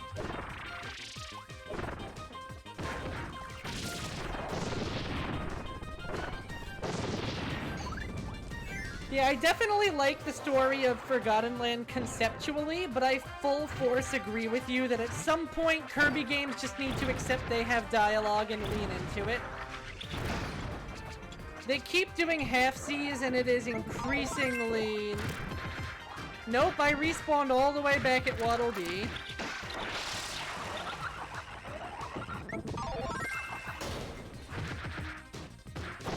Yeah, they can't keep going half-Cs on it, I feel like, and I say this as somebody who loves the stories. Star Allies was definitely the point where it was reaching the biggest— oh, come on already, how am I supposed to understand this? Well, actually, Star Allies explained itself a little bit more. Planet Robobot, as much as I loved its story, there are so many little details that are couched in pause screen descriptions, the implications of enemy designs, fucking Miiverse. At some point, it definitely got excessive.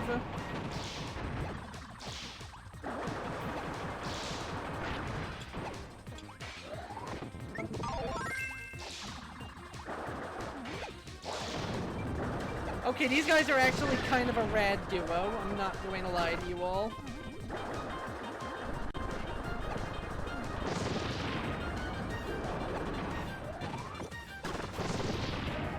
That's true. You really only got Magolor, and I honestly think between his own game, his amusement park business, his role as microtransaction galore, Magolor may be the most fleshed out character of Kirby's new gen.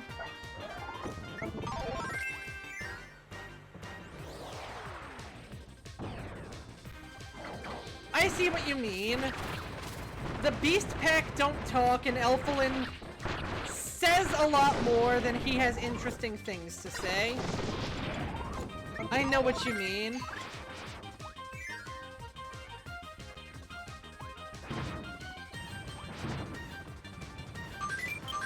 Oh, I am so harvesting these bonuses.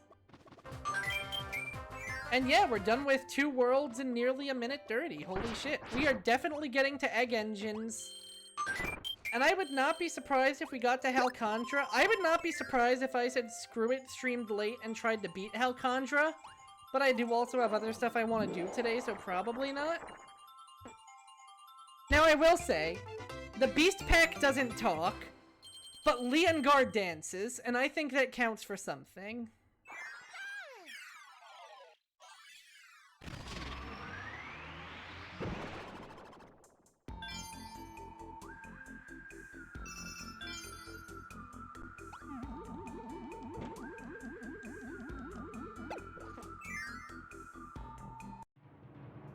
I will say the game gave us the best King DDD characterization since Superstar Ultra.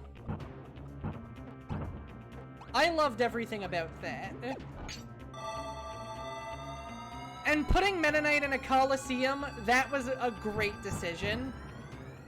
It was a good way of getting the Meta Knight boss fight without shoehorning it in. And his role as Protector of Waddle Dee Town is great for giving us a good reason to just have his appearance in the game.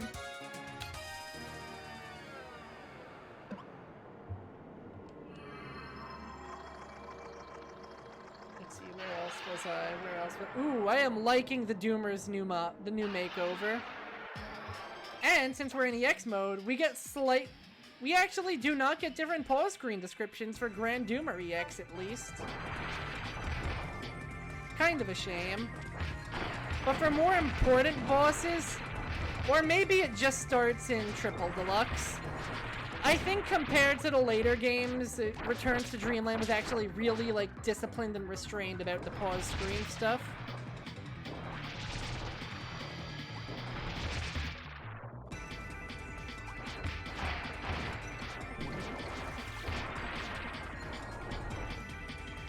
I will say, I wish we got more Bandana D characterization in Forgotten Land, considering he's basically your number 2 for the whole game.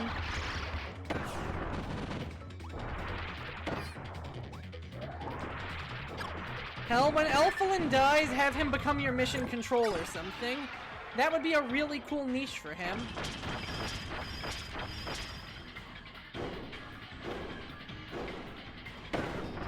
Oh geez, you don't get the sword right away, you actually have to survive. Oh shit, I forgot I have health! And he teleports around a lot. Okay, bad news, no fighter. No, not no fighter, no hammer. Good news, we still have fighter at least. And yeah, like, that's the same description. Wait.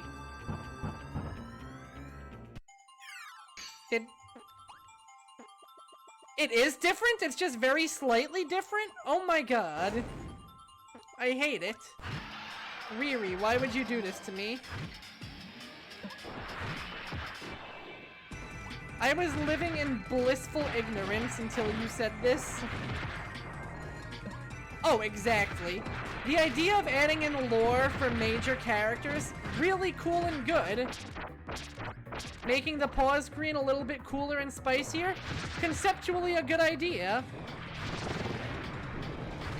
Hey, we don't have pause screen lore anymore. Now we have figurine lore.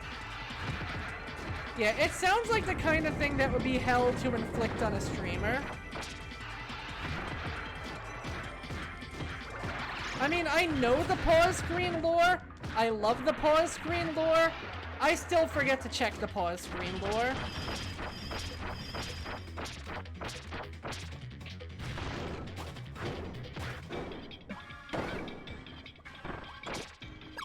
Yeah, this part went from a gimme to actual effort. The only improvement I would make is let you see the pause screen lore. Not the pause screen lore. Let you see the... Oh, fuck them removing the pause screen controls. That was an awful idea. I'm mad about that. Especially because some abilities do have more complicated movesets. Yeah, I wish you could access your figurine library from the pause menu. That would be the only change I would make at that point.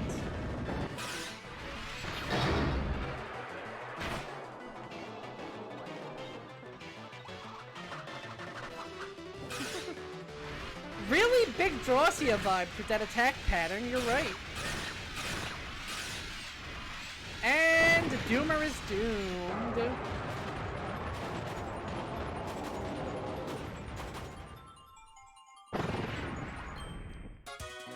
With that, we advance. And now it's back to Halcandra.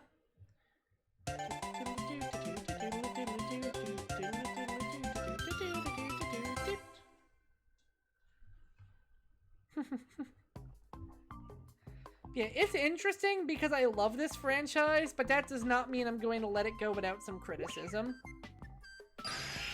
It's amazing, but it definitely could be better. And the fact that it has lore worth looking into, but also makes understanding and following that lore a pain in the butt is definitely a downside. It's part of what makes Triple Deluxe's story so nice.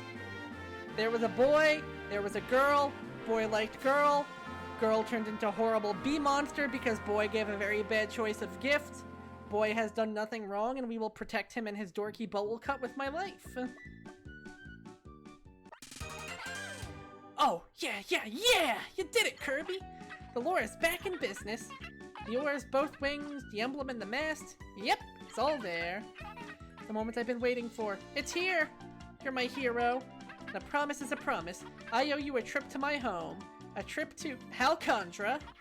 Halcandra exists in another dimension. It's super far away, but the lore can fly us there in the blink of an eye. Pack some snacks, Kirby. We're off to Halcandra. Yeah, it needs to not be on the pause screen, and if the game is going to have actual plot, I would like it to deliver said plot, instead of implying said plot. And I really like the implied plots, too. Not everything needs to be super spelled out, just... yeah. The pause screen needs to be practical stuff, not a thing you're constantly checking for Easter eggs. Especially as the Easter eggs get more intricate.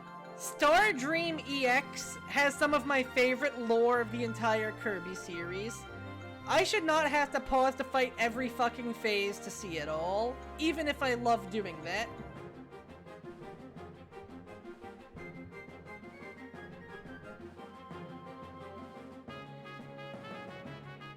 I will say I love the little remixes of Magolor's Liet motif going on here. Huh. I just realized it's also in Crowned, huh? Actually? What are you humming about, friend?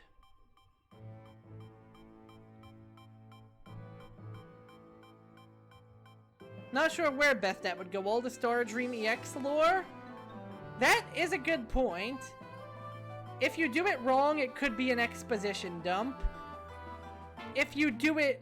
like, if you... either it's a really hard plot point to understand what's going on, because only by listening to a dying man's screams can you put two and two together, or it would be a big exposition dump, like dumped for 5 minutes after the game. The pause screen really is the most elegant place to put it. But it's also a weird place to be putting any lore dumps. Maybe figurines. Maybe a figurine for each phase. I know we're retroactively applying a new gameplay mechanic to an old system. But at the same time, it may just be the best way of doing it.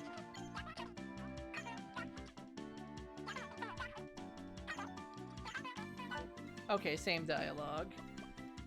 You're thinking some sort of journal page? That makes sense.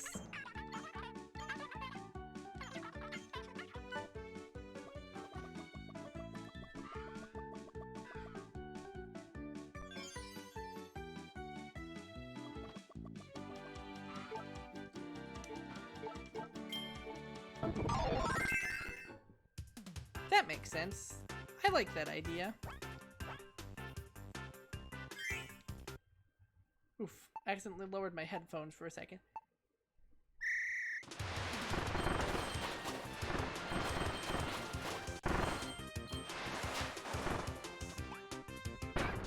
Well, I like the idea of a lore section. Man, remember when Kirby 64 had an enemy galaxy? Oh, don't say the story in Mario Galaxy. You are making Shigeru Miyamoto very upset right now. How could you, Riri?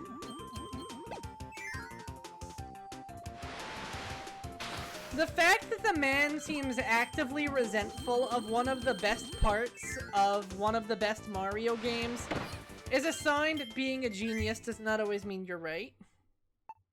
It's okay, Miyamoto, go back to bed. When it comes to game feel, I will trust the man with my life. But when it comes to story, please recognize you're out of your depth with what modern audiences want. It's okay, nobody's perfect. There is no single great gaming god. But you legitimately could have been close to the throne if you just kept your opinions to yourself. Bruh. It's like Yuji Naka, who would still be thought of very favorably if he was not responsible for Balan Wonderworld existing. Okay, why am I chipping off that ledge?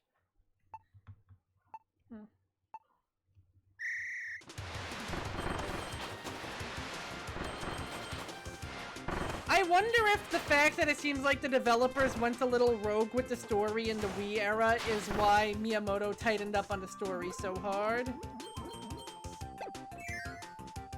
Like, I still think some Nintendo executive walked into the, like, last cutscene of Super Paper Mario and was incredibly confused by what was going on. That's sort of my headcanon for what happened to the story in the Mario RPGs.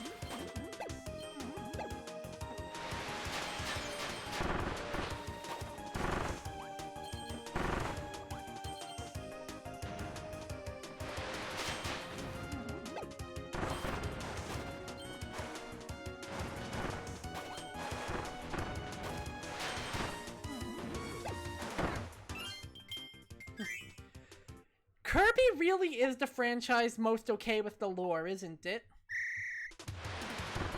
Like, outside of your actual story-heavy releases like Metroid and... Actually, you know what? For as much more serious of a franchise as it is, Metroid and Kirby really have about the same amount of story nowadays, don't they?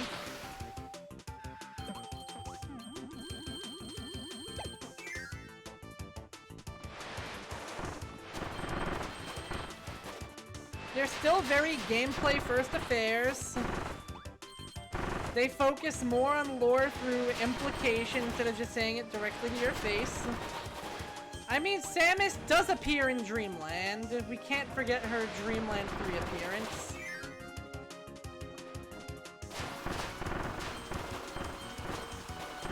Which is like the funniest part of that sentence is that it's debatably right.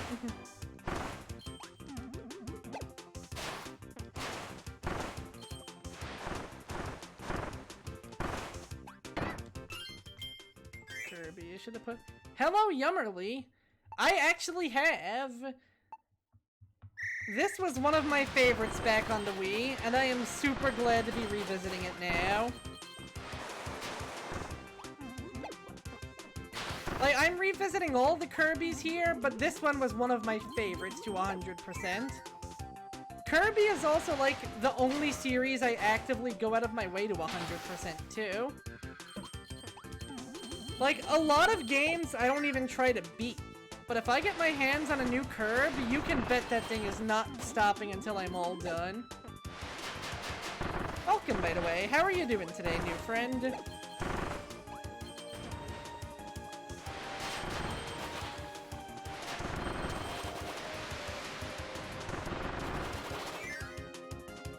God, combining a more traditional Metroidvania loadout with Kirby being able to bring shit from all the way across the game would actually be really interesting.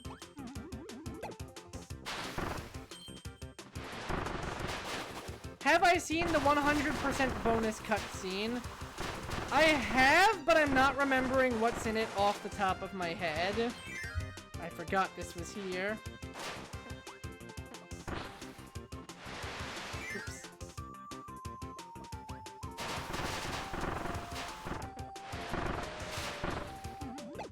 I don't know if we're making time thanks to that, but let's see.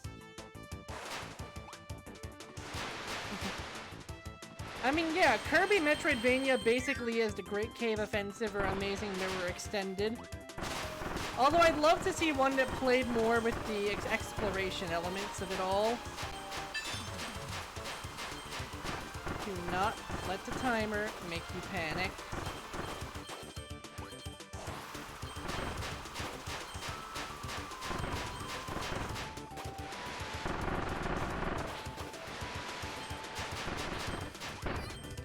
Why did I jump? Why did I jump? You know, you're not wrong. Crossovers? I thought you meant Metroidvanias. But crossovers. I can see it because some of these franchises have really done just about everything at this point. Okay, my rainbow is having a little bit of trouble there, but whatevs. I'm waiting for Mario Kart's crossover. It seems like such a no-brainer, especially if Smash takes a bit of a break. Mario x Rabbids is way better than it should be.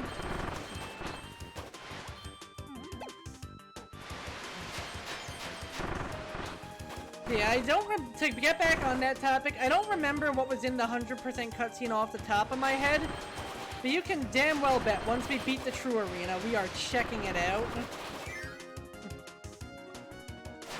As far as strategy games go, it's a pretty merciful one.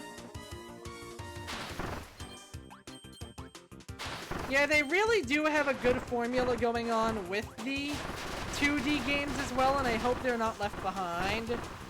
Forgotten Land was an amazing, translation. I don't think going purely 3D was what killed Sonic. I think being bad at it and not being quite sure how to translate was what actually did it in.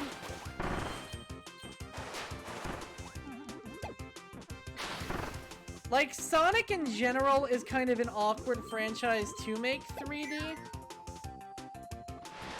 But I think also a lack of course, by all means, Yummerly, fire away.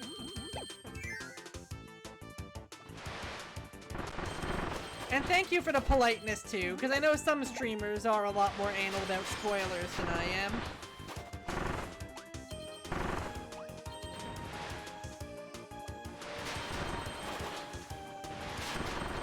New Super Mario Bros. Is interesting because on the surface of it, it isn't that excessive.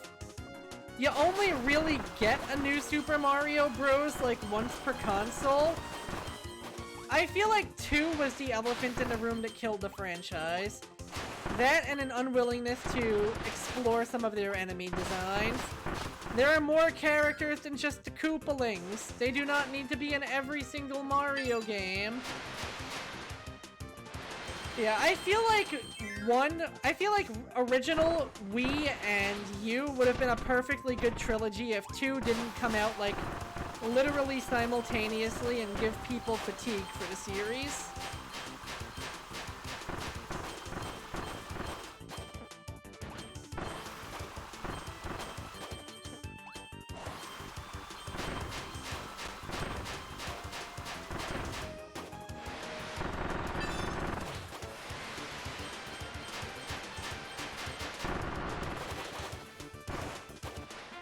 see how we did. I don't even think calling it 2 was part of the problem, because it was its own game. Yo, thanks for the follow, Yummerly. I am glad that my not overly harsh cutscene policy appeals to you. Like, yeah, it had its own levels, it had its own gimmick with the coin thing. It had its own power-ups. It just wasn't very good or memorable, and its soundtrack and, like, art assets were basically a rip. You're good, you're good. Don't even sweat it, Yummerly. I was just doing a little bit of light joking around. We're all friends here in the lair.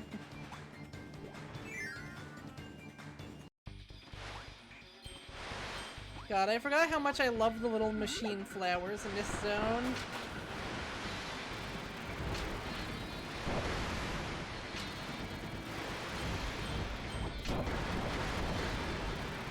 It is interesting how often the Kirby games do kind of go back to the well of high-tech space station in this era. You have Halcandra and its Egg Engines area. Oh, did I start that fuse? Yeah, you certainly have that right, Riri. You certainly have that right. And honestly, the whole coin gimmick was a little bit uninspired anyway.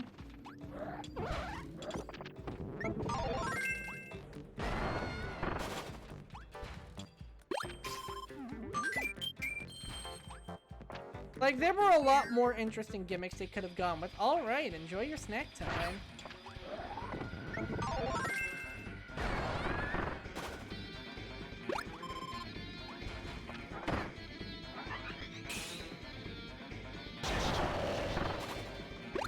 I just love Mike Kirby, he makes me laugh. Really? You're telling me that was the story of Sonic 4 all along? It was never supposed to be Sonic 4? That's honestly kind of a shocker.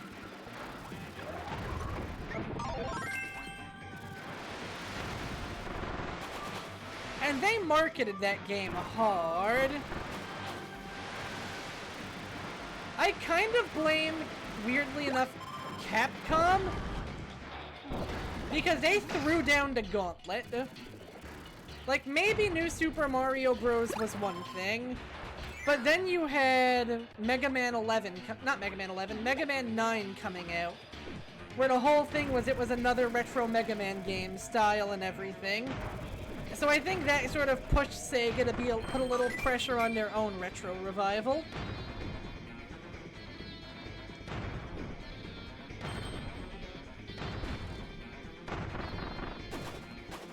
Oh god, this puzzle again. Oh wow, I actually did it right the first try. Neat.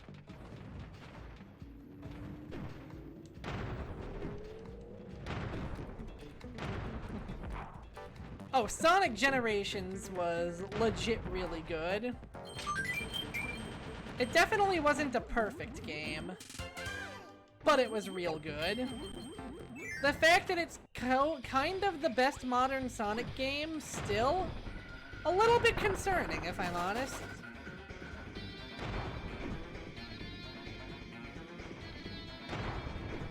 I keep thinking this is opening a second sooner than it actually is. Okay, there we go. I feel like we had way more trouble with that section the last time. I think being good at video games is part of why this is going so far. Ha, nice. Honestly, Forces should have been so much better than it was. And the fact that it wasn't seems emblematic of Sonic Team not having faith in their vision. Also, much like Jurassic World, the twist at the end was cowardice. Infinite should have been Eggman's original, the character, not just some random mercenary he doped up on ruby drugs. The plot of the game should have been that Eggman makes his own... Ha, nice. Yeah, he should have made his own original the character to fight your original the character. That would have been such a fun plot idea. If you're gonna give people to make your own persona generator, you should at least lean into it and do something fun and stupid with it.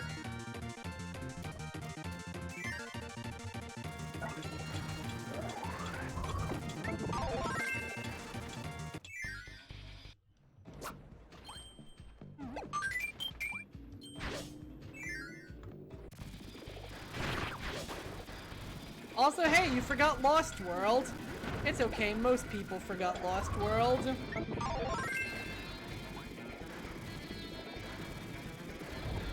I'm gonna be honest, I often say X doesn't look like a Y character is kind of reductionist, and I feel like it often discourages franchises from getting creative with their ideas. But, no. No, the Zeddy do not look like Sonic characters.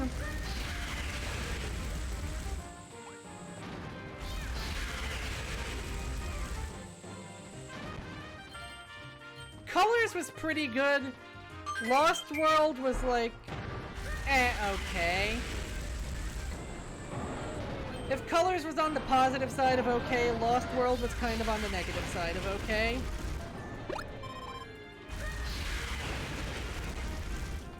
It does! It's one of my favorite parts of this game. The fact that, well, not this game entirely, but like one of my favorite parts of the Magolor Soul fight is that he uses the Ultra abilities on you.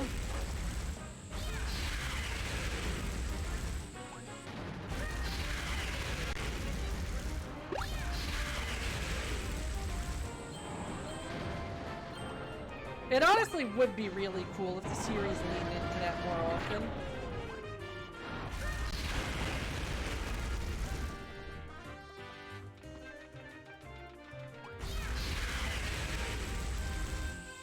What did they do with him?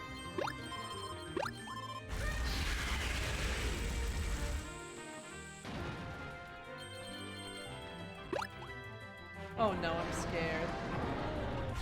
They put him on Sonic at the Olympics. Oh my god. Look, I'm not gonna be one of those guys that always bashes Sonic Team, but it does feel like the history of Sonic often is success in spite of itself. Right down to the giant, massive grudge that Yuji Naka always held against the American team on Sonic 2. Like, the story of Sonic Extreme is heartbreaking, and if you sympathize with what happened to Yuji Naka when making Balan Wonderworld, just know that that's his just desserts for what happened to Sonic Extreme. He should already know what it's like to have a game stolen out from under him, because that's what he did to those poor devs. The bad version? Wow! What kind of exile to Siberia is— that's his last credit. That is the last work of the man who gave us Sonic Generations. You're honestly kidding me right now. That's actually upsetting.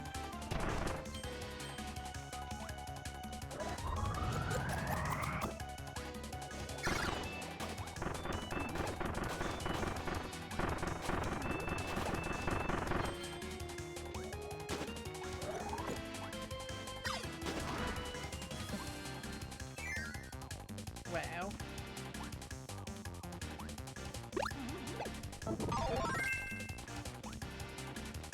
Oh my god, this was around the Sonic Boom era.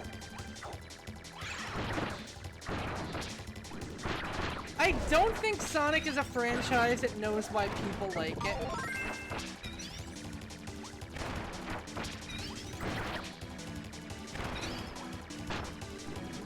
And you know what, like, the Boom era wasn't even an awful idea. But considering it was basically a, like, mid-2000s shovelware game in the body of a modern 2000s franchise, like, your latest offering to the Sonic franchise should not basically be a fucking Ty the Tasmanian Tiger game. I'm sorry to all 3 fans of Ty the Tasmanian Tiger out there, I hope you guys are happy that I think your game got a remake. Did the Title Tasmanian Tiger games get a remake, or did they just get a re-release? I'm not sure now. Huh, I forgot that was just stage 1. I know we're at least gonna be making it to the Metal General today, and I can see us finishing a good chunk of Halcandra as well. Remaster in 2020, there we go. You know what? Good for him. That said, I do love how aggressive the marketing for those games were. Yeah, there's a new 3D platformer protagonist in town. He's so hardcore, he just put Crash, Sonic, and Spyro in a hospital. What the fuck was mid-2000s marketing? I miss it. Bring back overly edgy, confident marketing. It was funny.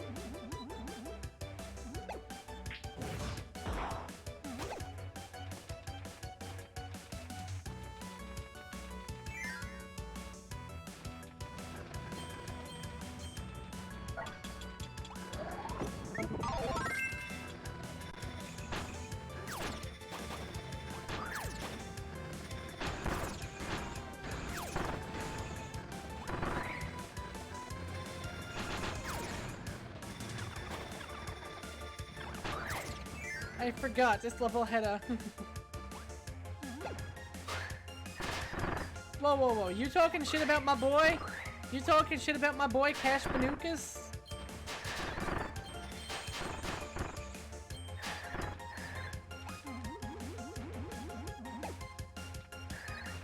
Though he is stuck with Activision now, so... Maybe he needs the maybe he should be given the mercy and put out of his misery. Especially after the team responsible for his really good remake and the really good Spyro... No, Vicarious Visions wasn't the Spyro remakes.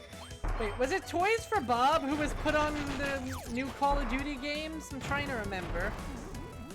All I know is that Activision loves taking all of their good games and cramming them into their series that are struggling instead of letting them continue doing what they do best. We do not need to have the World of Warcraft team get gate-crashed by the Tony Hawk devs. The Tony Hawk devs were gonna remake Tony Hawk's Pro Skater 3 and 4, and now they're stuck making World of Warcraft. I would not wish making Modern World of Warcraft content on any game developer. Not on the PS2 in modern times. They were gonna get to remake it. Instead they have to work on World of Warcraft. I would trade that in a heartbeat. Oh, you meant the Madagascar game. Imagine playing Madagascar.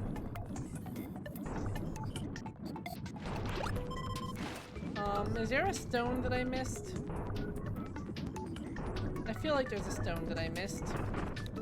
I'm gonna check the end of the segment to see if one spawns in. Nope, time to die. Old movie tie-in games were such a weird mixed bag. Sometimes you got some surprisingly good game. Sometimes you got hell.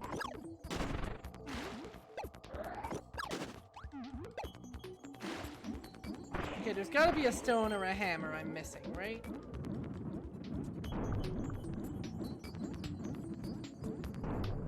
Keep your eyes peeled.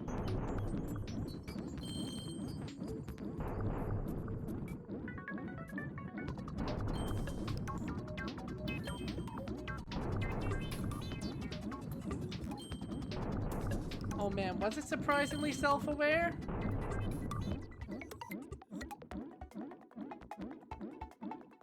I like when games get into weird sequel territory, like Over the Hedge, The Incredibles 2 Rise of the Underminer. I feel like one of the Shrek games...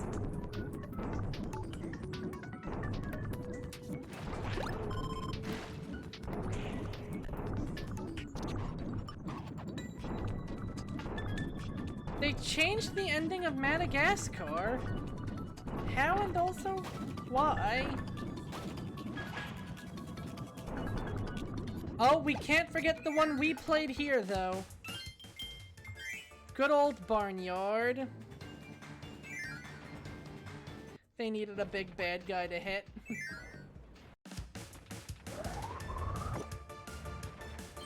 The meme lord in my brain so badly wanted to end that sentence with, so they introduced Moto Moto, a movie, early and made him the villain. Because it was.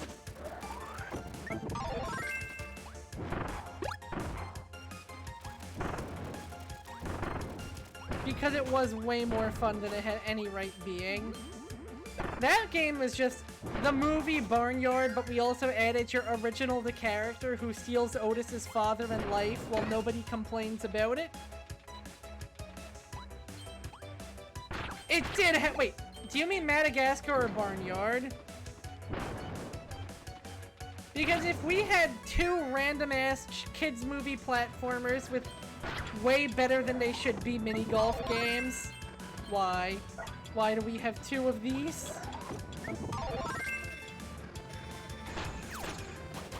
I'm troubled. I'm also troubled by the fact that we actually had reason to bring Barnyard up again, and how we basically life-cucked poor Otis.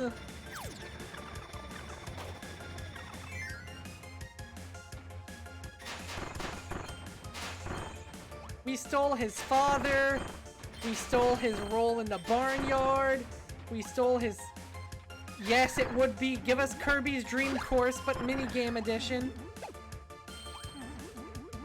We stole his father, we stole his leadership of the Barnyard, we stole his role as party animal. We even stole his surprisingly good fight scene at the end of the movie.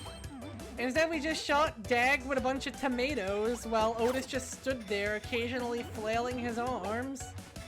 He was completely useless in that minigame. There we go. Here's who I needed.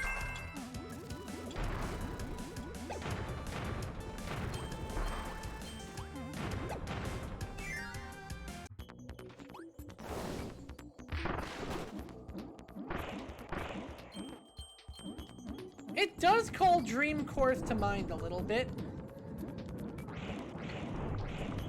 What was its English name again? I'm blanking on this game's English name way too hard.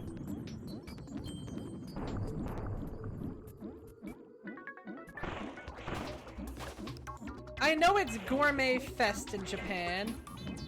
Dream Buffet. Maybe the dream part is supposed to be a play on Dream Course. Sort of like how Gourmet Fest was supposed to be a play on Gourmet Race. Especially because a buffet is a meal with many, many courses. Oh yeah, it's all coming together. Shit, okay, I like this title a lot more now. Dream Course is indeed popular. I wouldn't be surprised if the Game Grumps calling attention to it in the recent years did get Nintendo kind of going, hey, we should maybe capitalize for this ball spin-off. Gourmet Race is definitely iconic, but I almost feel like more as a song than as a minigame.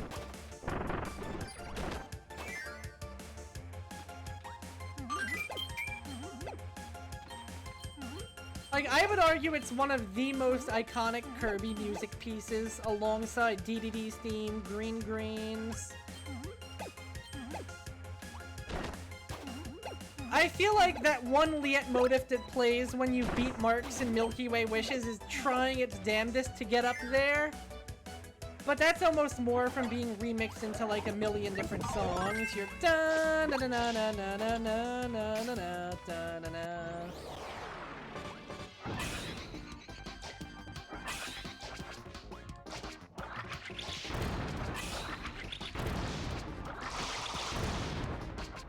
Oh hey, I have good reason to use this attack.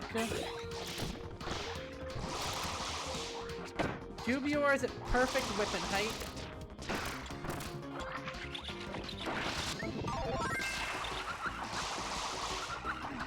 That's true, and you should say it.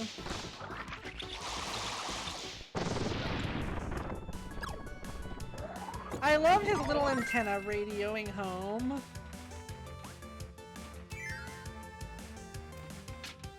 I will say Fat Kirby is adorable. There's a reason I've made him my Discord icon. I missed the one that I was supposed to hit, didn't I? Of course I did. Of McFreaking course I did. How many times are we gonna restart this one level? Thanks to its incredibly unintuitive energy gears.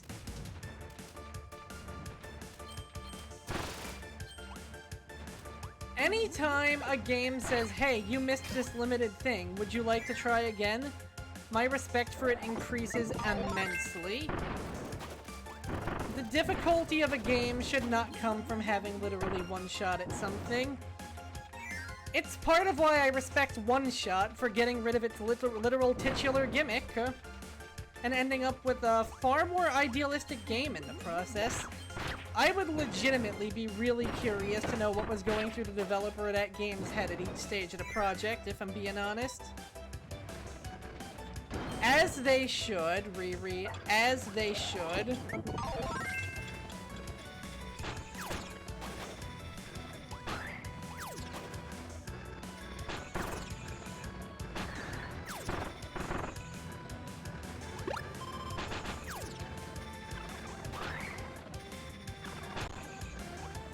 Oh, don't get me wrong, there's always file ways of editing that out.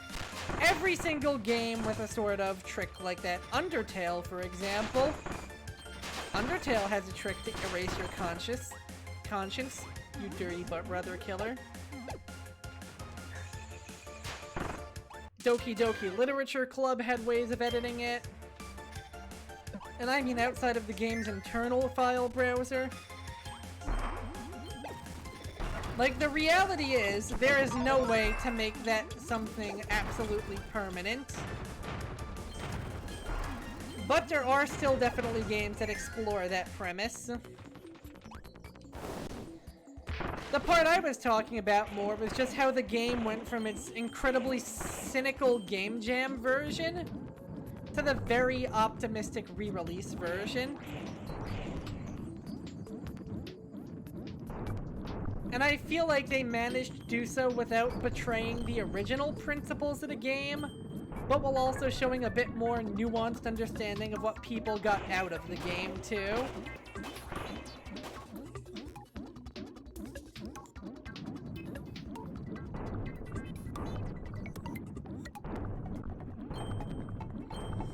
Damn, somebody is ready in case Toby Fox unleashes content for Chapter 7 where, like, I hope you poked the single tree in Chapter 1. The fact that I'm saying this, I'm now remembering the eggs, and the chances are surprisingly likely that there's at least some sort of Easter egg for all of that. Shocks me, because I'm like, wait, he could actually do it, though.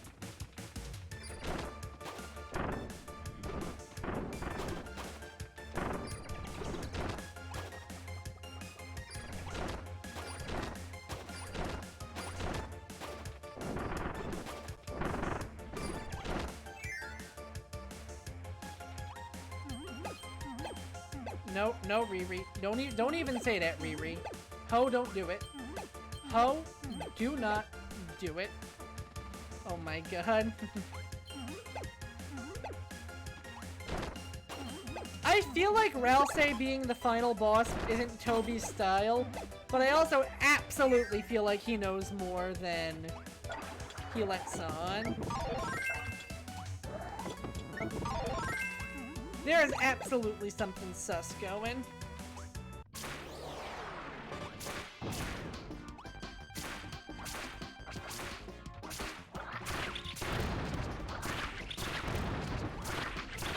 I almost feel like Dark Worlds are the sort of thing where only one, like, I feel like only one Dark World can exist at a time or something. And there is something really stubborn about Ralsei's insistence that his is the one that gets to survive. Oh no, mine is the real Dark World. It's the only one that can actually exist. You have to choose it, Chris. No! Why is this section like this? This section actually kind of sucks.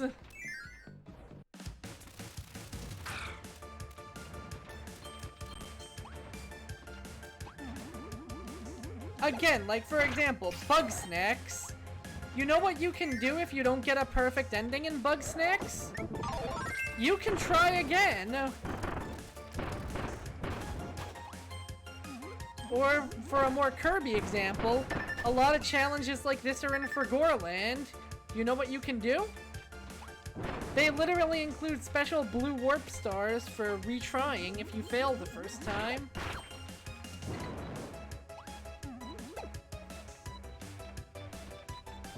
I get the idea of having a timing challenge, because those can be cool and fun, but it should at least be repeatable.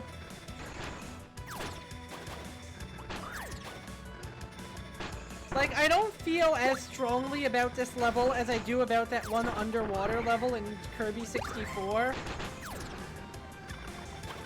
That was legitimately, like, the worst Kirby level I've played. What line are we telling here?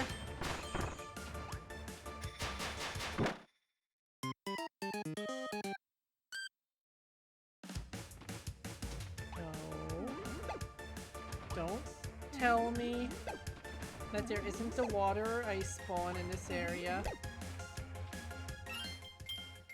Oh my god. I really like that. I really like that, because dear god, the Stanley Parable is not a game that you will be experiencing every shred of the first time. Thank goodness to them for doing that. Especially because then you don't have to do a convoluted sequence of events just to replay a section you particularly liked.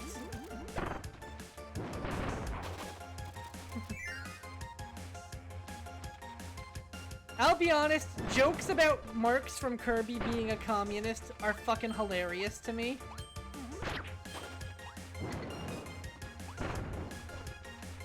I would rather a game implement something poorly than not even try to implement it at all. We need to stop being afraid of reaching for the sun.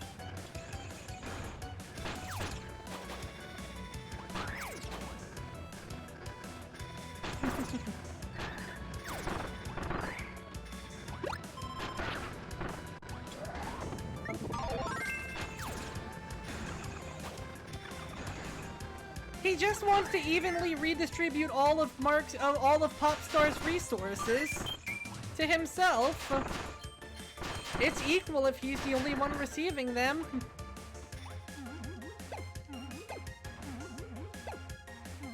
Oh, Marks, you horrible little gremlin. You really are my favorite stinky bastard man in Kirby. Then again, there's also Magalore, who's a stinky he's a slightly... Magalore is absolutely capitalist. That's why they got that divorce. That's why they got that divorce.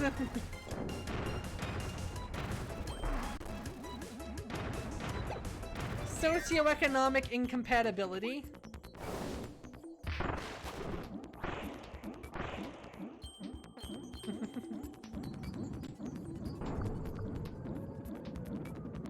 Okay, so Magalore and Susie are capitalists.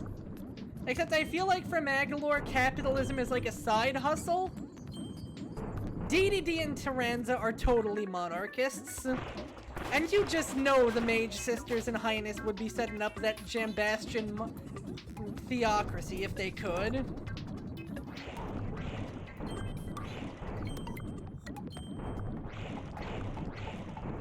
Meta Knight literally tried to start a fucking military regime.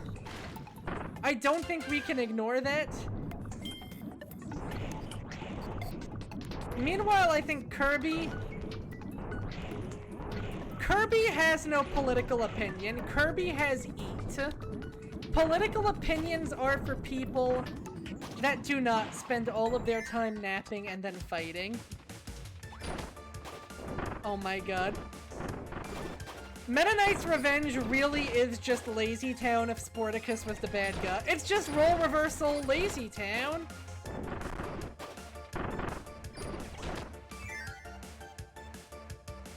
Kirby does not understand finances. Kirby does not understand politics.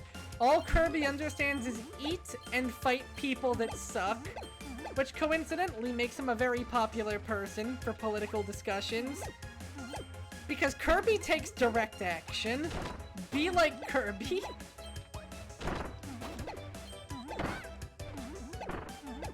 Okay, now we have the mini-boss fight. Then we have the sucky segment.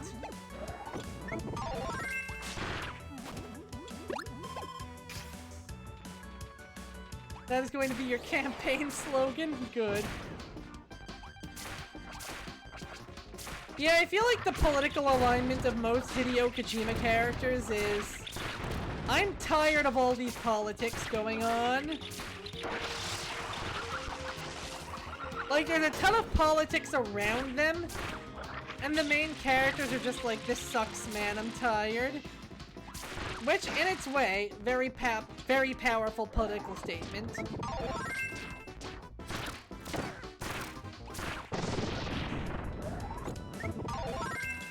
Okay, guys, it's time for this awful section. You know what? I'm not going to fire at the first two. I am only going to fire at number 3. There we go.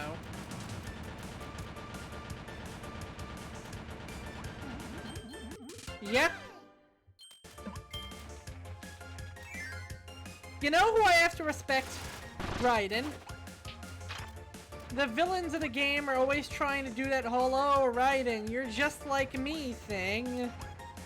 And instead of being like, no, that's not true, that's impossible. You know what Raiden does? He goes, you know what? Fuck you, I am. And the fact that we are very much alike is now officially your problem. Prepare to die. And I can respect that. Oh, thank God we're out of this awful level.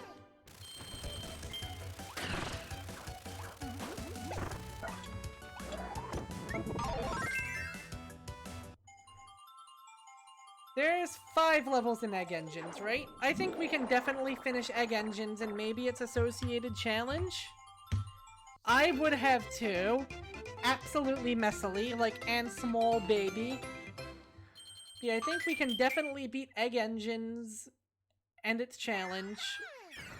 And then we can polish off the rest of Halcandra and start the true arena next week.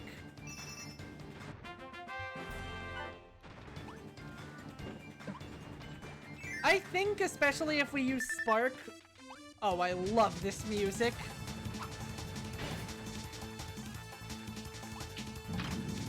You know, the fact that these are running on apparently Waddle Dee power does kind of give credence to the whole the Forgotten Land is the home of the ancients theory. Especially if Halcandra is what the ancients settled after their, you know, emergence from another dimension.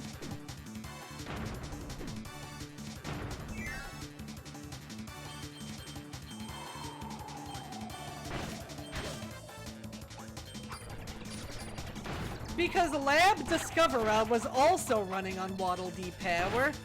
That was like half the reason why they were capturing Waddle Dees in the first place. Ah, my sunburned back. Boy, am I glad the Raiders were not there when I flashed my sunburned back.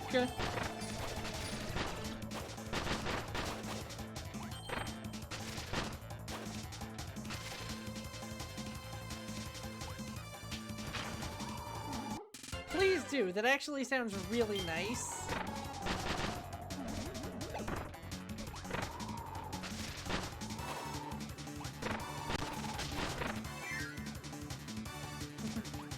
I know, right? Like I said, that's the closest y'all are ever getting to a loot stream. Sorry to dash all of your hopes and dreams. But that little crack of exposed back, that's all you're getting. Forever. I am not an titty streamer.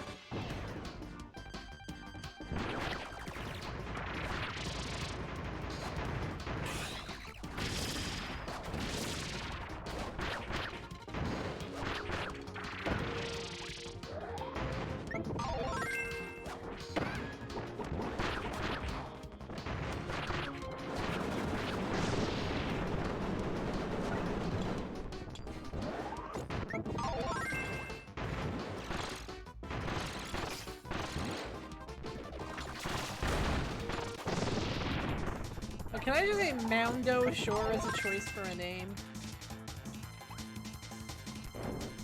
Like, hey, what are you doing? It's Moundo! I feel like he would have a very hard Brooklyn, or maybe Bronx accent.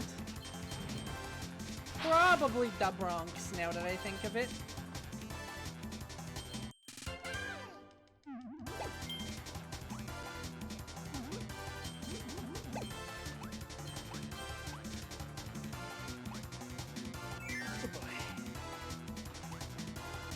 Oh hey, it's another one of these. Ow.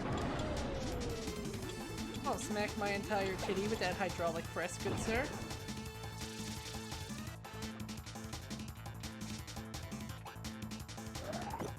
It's interesting how much slower the super ability enemies attack. I think Zero's political opinions are that he would very much like the entire world to be dark matter. So in other words, Republican. I'm sorry, I had to.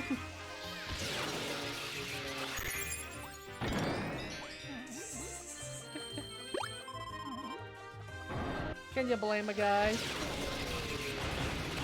Oh no, I made her laugh so much she text spammed and she ahaha'd. Clearly I am too cute and funny for this world. I must be taken out before I breach containment.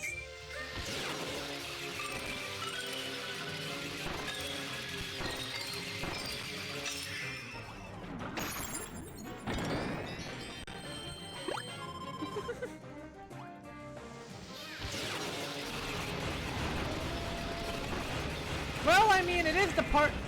Well, I guess no one in the US really lives in castles. But it is the party of old rich dudes who live in big houses.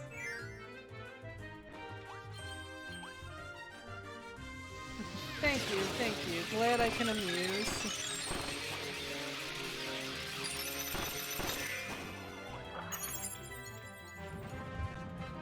And here we go, a gateway to negative space. Yep. I love how that one wasn't hid in any breakable objects. Theoretically, that rift was completely exposed the whole time.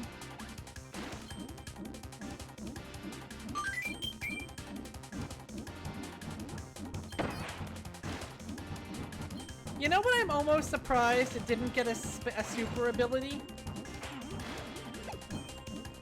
I know it's probably because it only just debuted this game, but we got super abilities for fire, water, and some sort of lightning with beam. We also got super abilities for the weapon of King Dedede and the weapon of Meta Knight. There should have been a super spear. I'm just putting it out there. I know Ben D was a little bit too new of an addition to the cast at the time, but give me a super spear for my boy. It's bad enough you denied him his presence in Smash.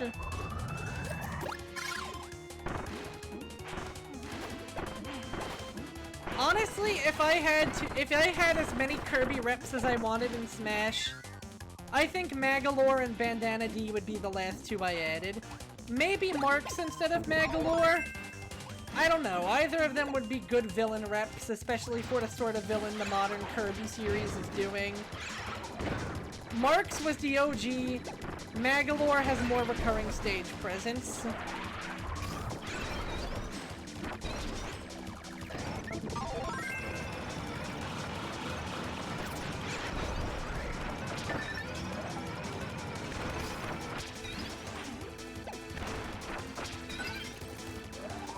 Oh, definitely.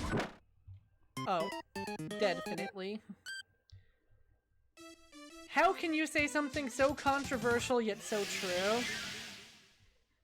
Yeah, I know stories in the SNES era weren't really much to talk about, but Marks should have appeared in more than an singular game. Magalore laid it on a little thick, and I'm still not gonna pretend he's Shakespeare, but at least he shows up.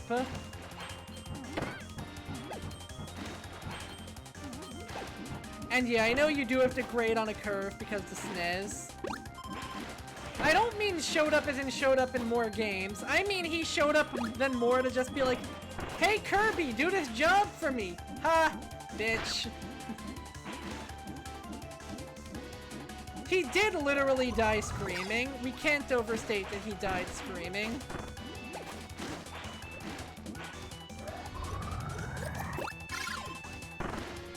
And you know what? I feel like canonically I like the idea that Magolor did it better too, because it fits their characters more.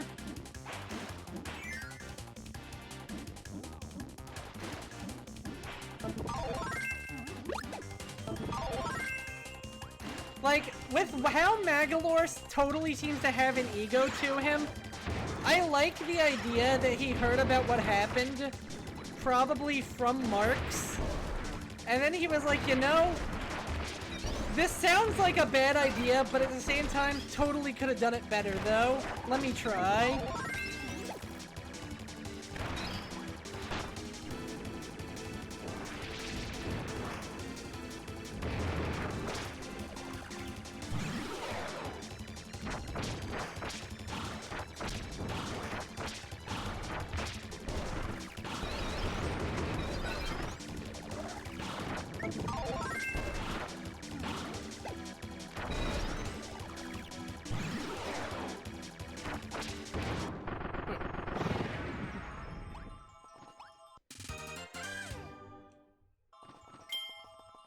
Yeah, I feel like Marks is one of those characters where the implication of what they represent is probably more interesting than what we actually get in the canon.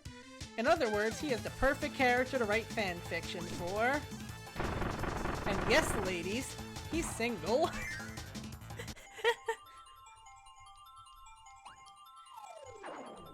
Less than you would expect, but more than you would hope, Riri. That's my answer. Wow, these levels have been taking up time. Was that 3 or 4? That was 3. Yeah, the levels in this game got a lot longer and more brutal after you switched planets. But I do at least want to beat Halcandra.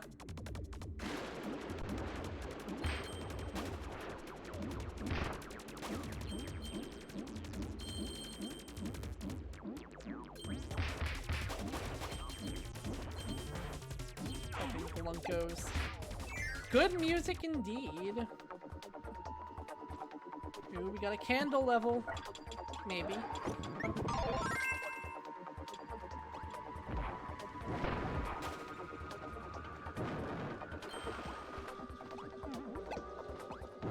There's my light in the darkness. Yeah, I'm noticing a lot of these levels, instead of having a single stage music, they have, like, little recurring excerpts that they play in stages that match.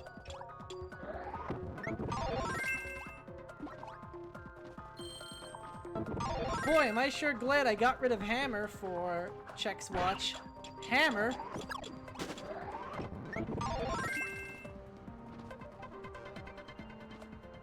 I forget. True Arena. Do you only get the abridged health bar in True Arena, or do you get the full health bar?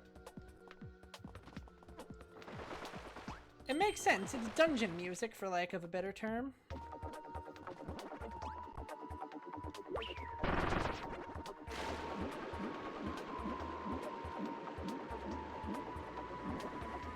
Oh shit. I don't know if I've been here before. No, wait, I definitely have. Ah, poopy.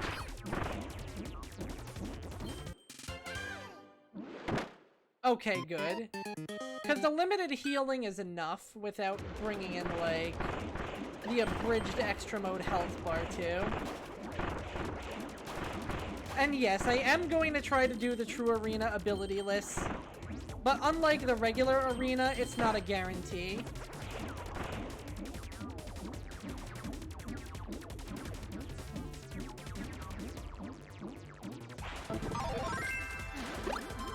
Pineapple. I don't even remember this song.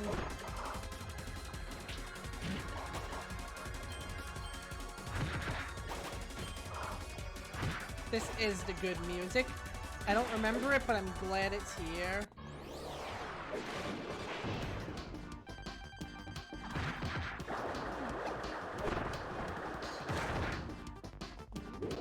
Who are the most recurring mini-bosses in Kirby? I feel like it would have to be Mr. Frosty, Bonkers, and... yeah, Mr. Frosty, Bonkers, Bugsy, and Gigantedge. With Gigantedge really only kind of getting his spot in the, you know, the modern era.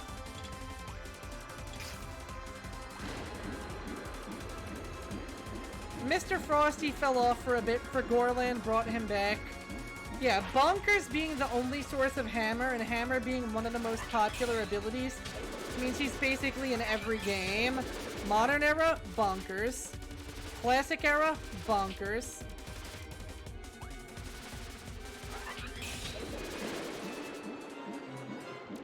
It's bonkers how much Bonkers appears.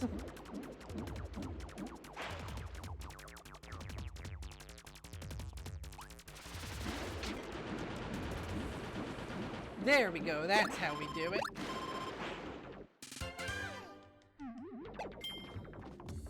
Huh? Fitting.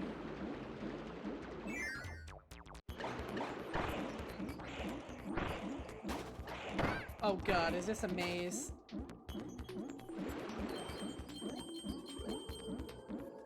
Yeah. A shame. We want to get around this way.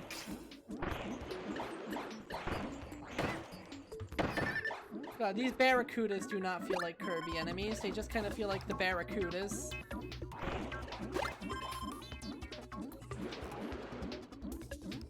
Yeah, good music that shows up for less time than you would want. There's something about it that just hits, you know?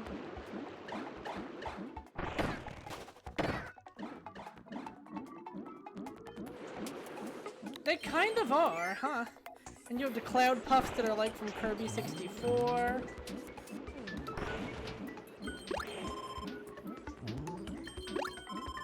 Is this gonna be a reflex challenge?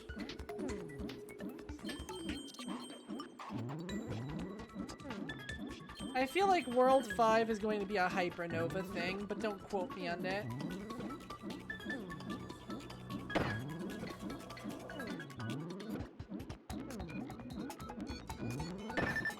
I am legit surprised this is not a door. It has all the hallmarks of being a door. Right down to being guarded by a large enemy. Oh my god, the sharks are me? Wow, finally a shark. Did I say Hypernova? I meant Dream ability. Not Dream ability, Super ability, sorry. Jeez, I'm getting all kinds of tangled up today.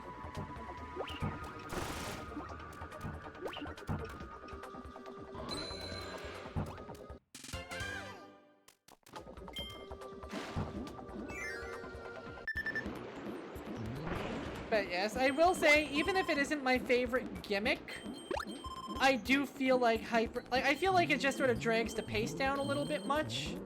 Granted, so do the super abilities, but I don't know, something about them I like better than Hypernova.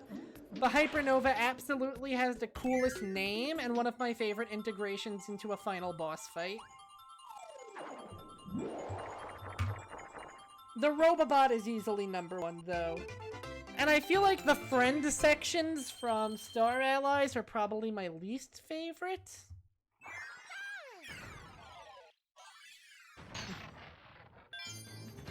That would be cool. Hell, I would love like a level that just gave you all your gimmicks back and you had to use each of them for a section. That would just be really cool to me.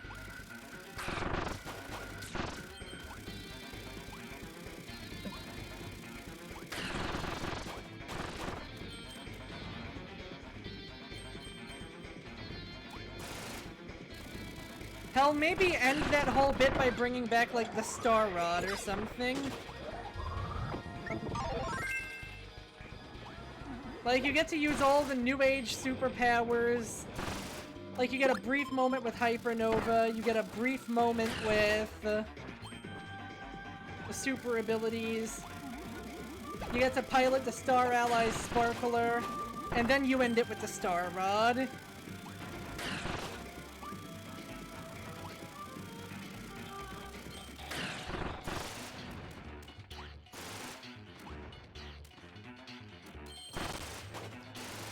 Like, in the grand scheme of things, the Star Rod is pretty basic. You can pretty much tell by the fact that, like, you know,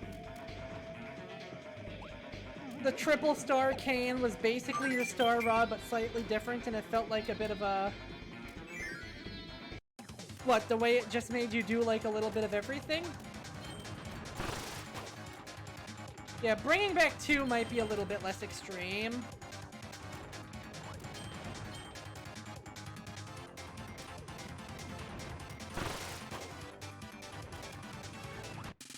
Holy shit, I made it.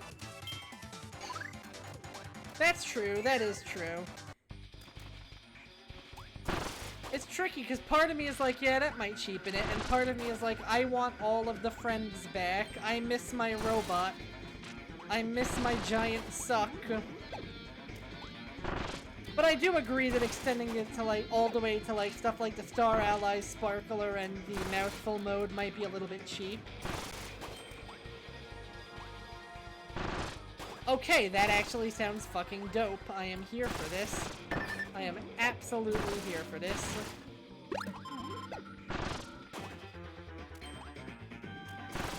I don't know what these weird little Halcandran Waddle Dees are, but I love them.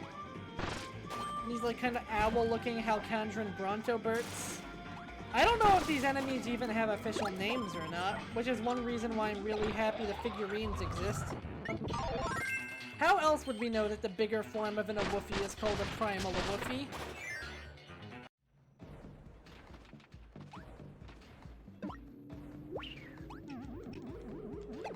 That would be really cool. That would be really cool.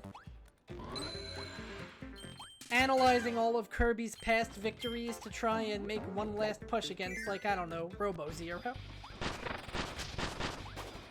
I do wonder if we will eventually get a capital D, capital M Dark Matter enemy again. Like, yeah, there's Void, but, like, Void kinda is, maybe kinda isn't. Maybe he's more than just Dark Matter, maybe he's something, like, unrelated but paralleling it. I choose death! The Crystal Shard gun was great. I do like how you kind of had that, like, for example, with Ribbon and Adeline, how you had the Crystal Star gun coming back. Ooh, fire away with the spice. Is it that Nightmare deserves a comeback before Dark Matter? Because if so, I agree wholeheartedly.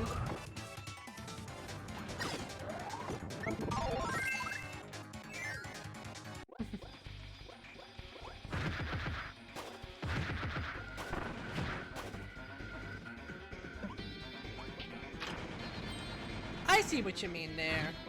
I do think people treat him like the full-on end-all be-all of everything. Yeah, bring it back if you have a good idea for it. Because if you did try to sustain on a hype alone, you'd realize he's just kind of an eyeball. Here's mine. Here's my hot take. 0-2 was a pretty easy boss fight. And I kind of feel like 0 was a better one.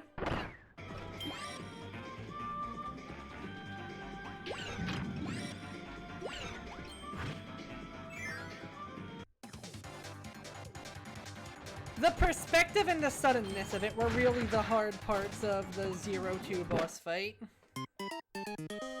Miracle Matter was a way tougher boss.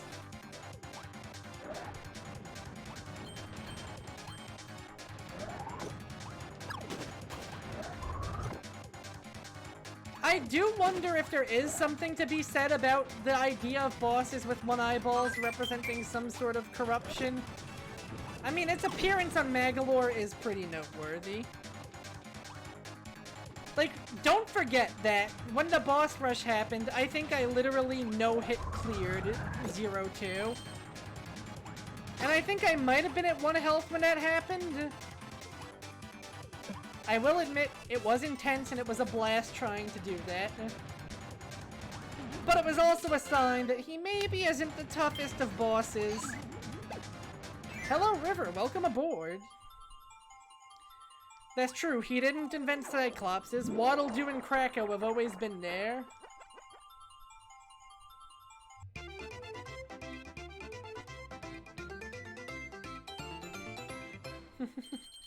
Square Kirby is oddly blessed. We stand Minecraft Steve in this house, and we do not ban him from Smash tournaments. Yeah, when people try to do stuff like tie Kracko to dark matter, I get a little, come on guys. Kracko is just a cloud with the amazing capacity to hate. Now, I know I said that this game gets out there with the bosses in the EX mode compared to regular, but I will say you haven't seen anything yet. Oh, you know what? I trust Ninja over Sword. Yeah, if they did it intentionally, I'd be curious, but until then, chill out, guys. The Metal General, but now he's in red.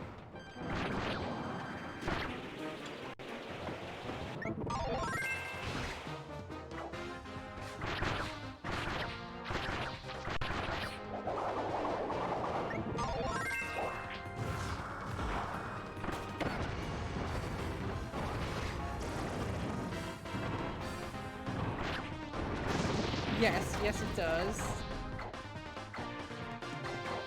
I always figured the Waddle Doos were like Kracko's boys, you know? Uh-oh, game, why are you lagging on me? Okay, we're good.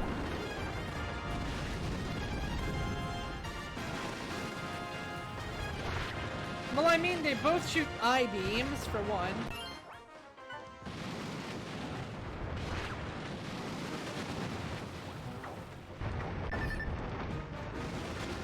Oh dear, I might lose this.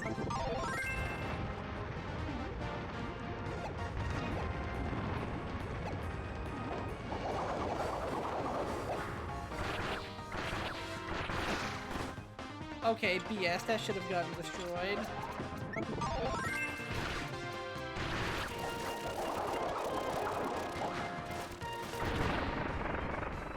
And the Metal General falls.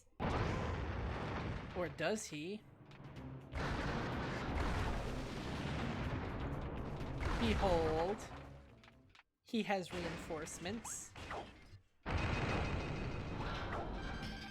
The HRD3. You may notice he looks a little familiar. Especially with us just talking about Kirby 64.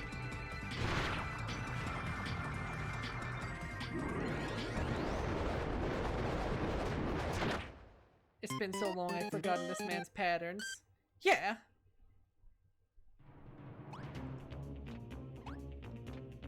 His reach could extend to the stars above.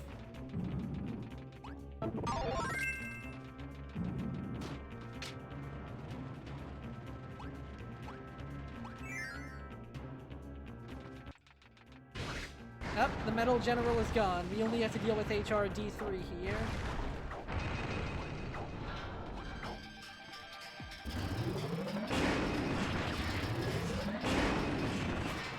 Ha, gotcha.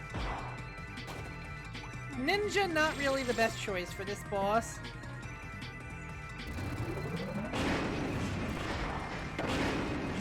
And yeah, right down to the part where he knocks you clean across the room whenever he hits you, the missiles. That's true, yes. He is both a reference to HRH from Kirby 64 and to the abandoned Kirby GameCube game, where he would have been like DDD's robot or something.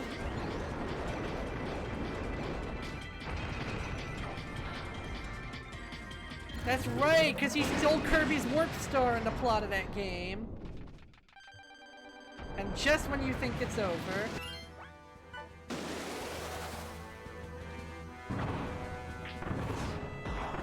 he comes back.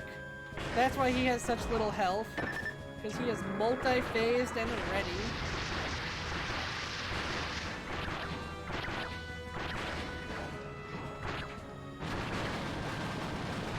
Oh my god, that was close.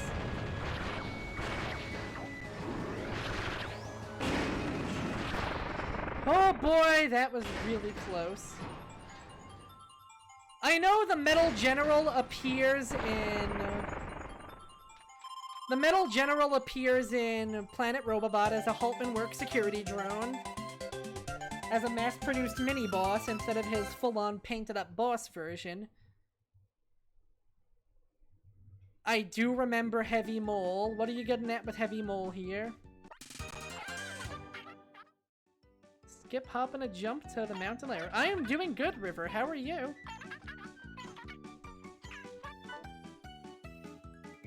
Yes, they do have the heavy connection, and they do have a similar color scheme.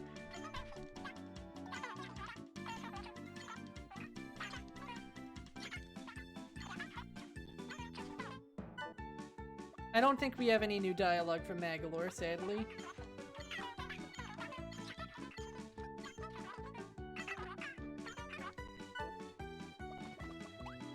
Yeah, no new dialogue. I think we literally need all the energy spheres. That's right, yes, HRD3, HRH. You are correct about that.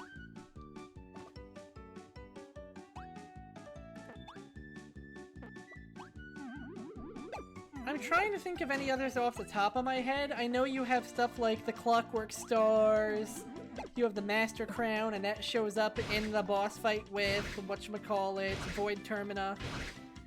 The Lore Star Cutter was fixed, but then it got shot down by a dragon, so now we have to avenge it. But we will be doing that tomorrow. Oh, I see what you mean. Do you think HR stands for Heavy Robot? That does make sense. A lot of these mechs do be heavy. Tomorrow in stream time, obviously. I'm amazed it's only 77% complete with all the stuff we've done, but we'll get it to 100% next time. And then the true arena. But until then, thank you guys all so much for coming. Peachy and the team, thank you guys a ton for the raid. Hope you all had a great time, and I will catch you guys soon.